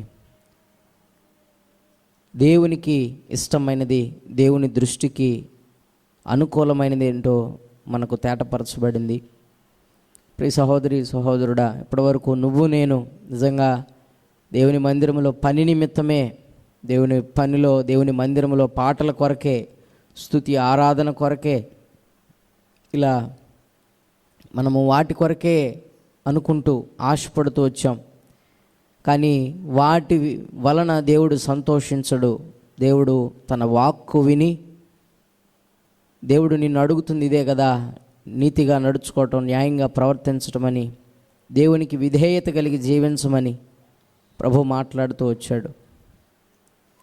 ఆయన సన్నిధిలో ఆయన మాట వినే, ఆయనకు, ఆయన దృష్టికి అనుకూలమైనది, ఇష్టమైనది ఆయన మాట విని ఆ చొప్పున బ్రతకటం, ఆ చొప్పున జీవించటం. కనుక మనము మందిరంలో మనం ఏ విషయాల్లో ఆసక్తి కలిగి వస్తూ ఉన్నాము, వాటికన్నా ప్రాముఖ్యంగా మనము చేయుచున్న వాటితో కలిపి ప్రాముఖ్యంగా దేవుని వాక్యాన్ని వినడానికి ఆసక్తి కలిగిన వారిగా, ఆ వాక్యాన్ని వినే విషయంలో మందత్వం నీకు నాకు ఉండకూడదు, విసుగు నీకు నాకు ఉండకూడదు. దేవుడు మాట్లాడుతున్నాడు అన్నటువంటి గ్రహింపు కలిగి దేవుని మాట వినడానికి వేగిరపడే వారంగా మనం ఉండాలని దేవుడు హెచ్చరిస్తూ వచ్చాడు. కనుక నీకు ఉత్తమమైనది, శ్రేష్టమైనది, దేవుని దృష్టికి ప్రీతికరమైనది ఏదో తెలియజేయబడుతూ వచ్చింది. కనుక మౌనముగా ఉండకుండా ప్రభు సన్నిధిలో, అయ్యా నేను చేస్తూ వచ్చిన భక్తి నీ దృష్టికి ఇవి ఇష్టమనుకుని మందిరంలో పరిచర్య చేస్తూ వచ్చాను, దశంభాగం ఇస్తూ వచ్చాను, పాటలకే పరిమితము, పాడితే నీవు నన్ను మెచ్చుకుంటావని, లేదా నిన్ను స్తుతిస్తే నీవు ఇష్టపడతావని భ్రమపరచబడుతూ వచ్చాను. అయ్యా నీ మాట విని ఆ ప్రకారంగా జీవించటమే నీకు ఇష్టమని, నీకు అనుకూలమైనదని నీ అయ్యా ప్రభా హృదయంలోని ఆలోచన మాకు తెలియజేశారు ప్రభా. అలాగున ప్రభా మేము మందిరంలో పరిచర్య కన్నా, పాటల కన్నా, ఆరాధన కన్నా ప్రాముఖ్యంగా నీ వాక్యాన్ని ప్రేమించేవారిగా, నీ మాట విని అయ్యా దాని ప్రకారం జీవించేవారిగా బ్రతకటం మాకు నేర్పించి అయ్యా అని ప్రభు పాదాలు పట్టుకొని ప్రార్థన చేద్దాం. ఎందుకంటే మనకు తెలియజేయబడుతూ వచ్చింది ఆయన దృష్టికి ఇష్టమైనది ఏంటో. దేవుణ్ణి ఇష్టపెట్టే వారమైతే మనకు భూమి మీద సమాధానము, మేలు, నెమ్మది, ఆశీర్వాదం దక్కుతాయి. మనం చేసే వాటితో పాటు ప్రాముఖ్యంగా ప్రభు మాట వినుట కొరకు వేగిరపడాలి. ప్రభు ఆయనను ప్రేమించేవారు ఎలాగో ఆయన మాట వింటారో వారికి అక్కరగా ఉన్న వాటిని ప్రభు తీర్చడానికి సమర్థుడు. కనుక ప్రియ సహోదరి సహోదరుడా, మౌనంగా ఉండకుండా ప్రభు సన్నిధిలో ఆ ఉత్తమమైన దాన్ని నేర్చుకోవడానికి ఇష్టపడు. ప్రభువా, నీ వాక్యము వినడానికి వేగిరపాటు నాకు అనుగ్రహించండి. హృదయపూర్వకంగా నీ సన్నిధిలో నా మనస్సును లక్ష్యపెట్టి అయ్యా నీ సన్నిధిలో భయభక్తులు కలిగి నీ మాటలు వినడానికి సహాయం చేయండి. నా హృదయపూర్వకంగా నీ సన్నిధిలో ప్రభా, ప్రాముఖ్యంగా నీవేమి మాట్లాడతావనన్న ప్రభా ఆతురత కలిగి తాపత్రయముతో ప్రభా నాయన నీ సన్నిధికి రాగలిగినటువంటి అనుభవం కలిగిన వారిగా మమ్మల్ని సిద్ధపరచండి. దేవుడు సెలవిస్తూ వచ్చాడు, నేను చెప్పిన మాటల ప్రకారం చేయకుండా నీకు ఆపదొచ్చిందని, ఇరుకు ఇబ్బందులు కలిగాయని, నష్టం వచ్చిందని, ప్రమాదము నీ మీదకు పొంచి వచ్చిందని నీవు కేకలు వేసి గగ్గోలు పెట్టి ప్రార్థించినా ఆయన విననని మాట్లాడుతూ వచ్చాడు. ఆయన నీకు ప్రయోజనకరమైనది ఏంటో, నీకు మేలుకరమైనది ఏంటో, నీ దేహానికి, నీ ఆత్మకు, నీ కుటుంబానికి మేలుకరమైనది ఏంటో నీకు తెలియజేస్తూ వచ్చాడు. ఆయన మాట విని ఆ ప్రకారంగా జీవించటం వలన నీవు మేలు పొందుతావు, నీతో పాటు నీ కుటుంబం మేలు పొందుతుంది, నీ ఆత్మకు కూడా సమాధానం దొరుకుతుంది. ఇవన్నీ కేవలము దేవుని వాక్కు వినుట వలన మాత్రమే, ఆ వాక్యాన్ని విని గైకొనుట వలన మాత్రమే కలుగుతాయి. నీవు కష్టార్జితాన్ని విత్తుటను బట్టో, నీ కష్టాన్ని పరిచయలో విత్తటాన్ని బట్టో, నీ కన్నీటిని ధారలుగా కార్చుటను బట్టో కలుగదు.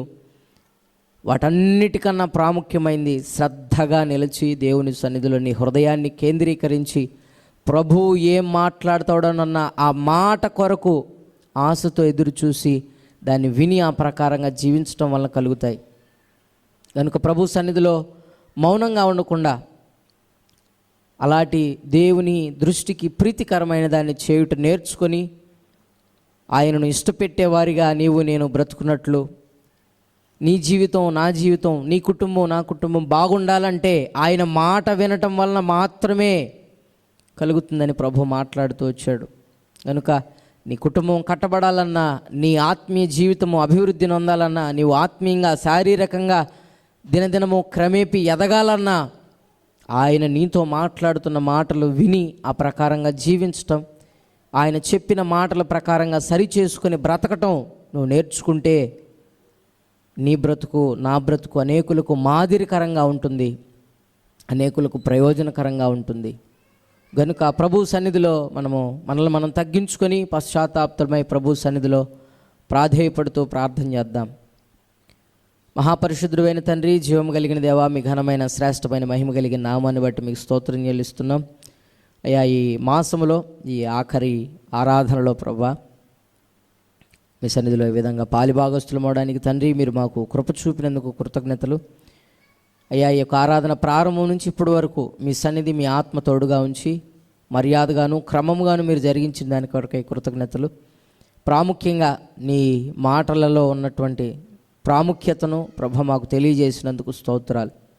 నిజమే ప్రభా, బలులు అర్పించుట కంటే, అయ్యా దహన బలులు అర్పించుట కంటే కూడా నీ మాట వినటం శ్రేష్టమని మీరు సెలవిచ్చారు తండ్రి. నీకు వందనాలు ప్రభా. నీకు దశంభాగం ఇస్తే మేము నచ్చుతామని, లేదా నీ మందిరంలో పరిచర్య చేస్తే నచ్చుతామని, అయ్యా అంట్లు గడిగితే లేదా వంట వండి పెడితే, శబ్దయంత్రాలు సిద్ధపరిస్తే, అయ్యా మందిరంలోని పనంతా చేస్తే అయ్యా మిమ్మల్ని సంతోషపెట్టేవారిగా ఉంటామని మేము భ్రమపడుతూ వచ్చాం ప్రభా. కానీ అయ్యా ఈరోజు మా కనులకు పట్టిన పొరను మీరు తొలగించినట్లు వాటన్నిటికన్నా ప్రాముఖ్యమైంది నేను మీకు చెప్పే ఆ మంచి బోధ, ఆ మంచి మాటలు విని ఆ ప్రకారంగా జీవిస్తేనే మీరు దీవించబడతారని, ఆశీర్వదించబడతారని, మేలుకరమైంది ఏంటో నీ వాక్కు ద్వారా మేము గ్రహించి తెలుసుకోగలుగుతామని, మా భవిష్యత్తు ఏంటో మాకు తెలియదు కనుక నీ మాట వినటం వలన మా భవిష్యత్తు కొరకు మేము ప్రణాళిక కలిగి జీవించగలుగుతామని, అయ్యా ఇలాగూ అనేక సంగతులు నీ మాటకున్న విశిష్టతను ప్రభా మాకు తెలియజేసినందుకు స్తోత్రం చెల్లిస్తున్నాం. నీ మాటలు విన్నవారమై ప్రభా మమ్మల్ని మేము మీ చేతులకు అప్పగించుకుంటున్నాం తండ్రి. ఇది మొదలు ప్రభా మేము నేను పాడే విషయంలో, స్తుతించి ఆరాధించే విషయంలో, నీ మందిరంలో ప్రారంభం నుంచి పాలు పంపులు పొందే విషయంలో ప్రభా కలిగిన ఆసక్తి కన్నా మిక్కుటమైన ఆసక్తి నీ మాట వినుట కొరకు ప్రభా ఏ స్థలమందైనా ప్రభా భయభక్తులు కలిగి మా మనస్సును తిన్నగా నిలిపి నీ మాటలు మేము చక్కగా విని నేర్చుకునే భయభక్తులతో కూడిన భక్తి జీవితం ప్రభా మాకు అనుగ్రహించమని మీ పాదాలు పట్టుకొని ప్రార్థన చేస్తున్నాం తండ్రి. కృప చూపించిన విన్న నాలో ప్రభా నీ మాటలు ఫలభరితంగా మార్చండి అయ్యా. మా హృదయాలలో ఈ మాటను అయ్యా బహు జాగ్రత్త కలిగి ప్రభా ఇది మొదలు మేము నీ మాట వినుట కొరకు మమ్మల్ని మేము సిద్ధపరచుకోవటం మాకు నేర్పించండి. నీ ఆజ్ఞ గైకొనటం మాకు నేర్పించండి.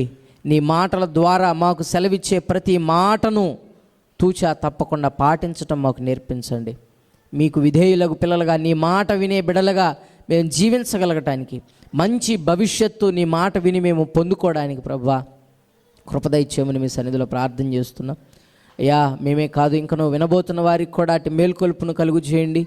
తీర్మానం తీసుకుంటున్నటువంటి తీర్మానంలో ప్రతి ఒక్కరిని స్థిరపరిచి నాయనా నీ మాట వినుట కొరకు తమను తాము సిద్ధపరచుకునేటువంటి ఆ విధేయతతో కూడిన భక్తి జీవితం ప్రతి ఒక్కరికి అనుగ్రహించమని మీ చేతులకు అప్పగించుకుంటున్నాం తండ్రి. నీ మాట కొరకై మేము ఆశ పెట్టుకుని బ్రతికే వారిగా నిజమే నీ మాట వినకుండా మేము ఉండలేమయ్యా అనే రీతిగా ప్రభా మేము సిద్ధపరచుకొని జీవించగలగటానికి నీ మాట కొరకై మేము ఆశ పెట్టుకొని ఉన్నామయ్యా అని బ్రతకగలిగిన లోతైన భక్తి జీవితం, లోతైన అనుభవం ప్రభా దయచేసి నాకు మాకు అనుగ్రహించి ఆ రీతిగా మమ్మల్ని దీవించి అయ్యా ఆ ప్రకారంగా మేము జీవించడానికి కూడా తగిన కృపాభాగ్యం మాకు కల్పించమని మీ చేతులకు మమ్మల్ని మేము అప్పగించుకుంటూ నజరేయుడని యేసే అతి పరిశుద్ధ ఘనమైన నామములో మిక్కిలి వినయముతో ప్రార్థించి బ్రతిమాలి వేడుకొనుచున్నాము తండ్రి. ఆమేన్.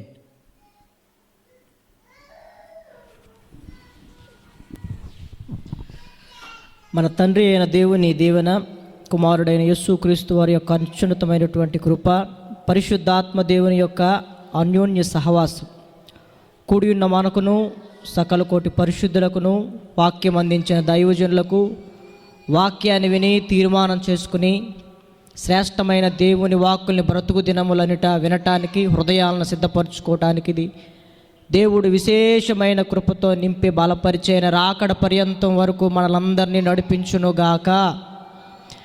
ఆమేన్, ఆమేన్, ఆమేన్. అందరూ కూడా ప్రభు పేరట హృదయపూర్వకమైన వందనాలు.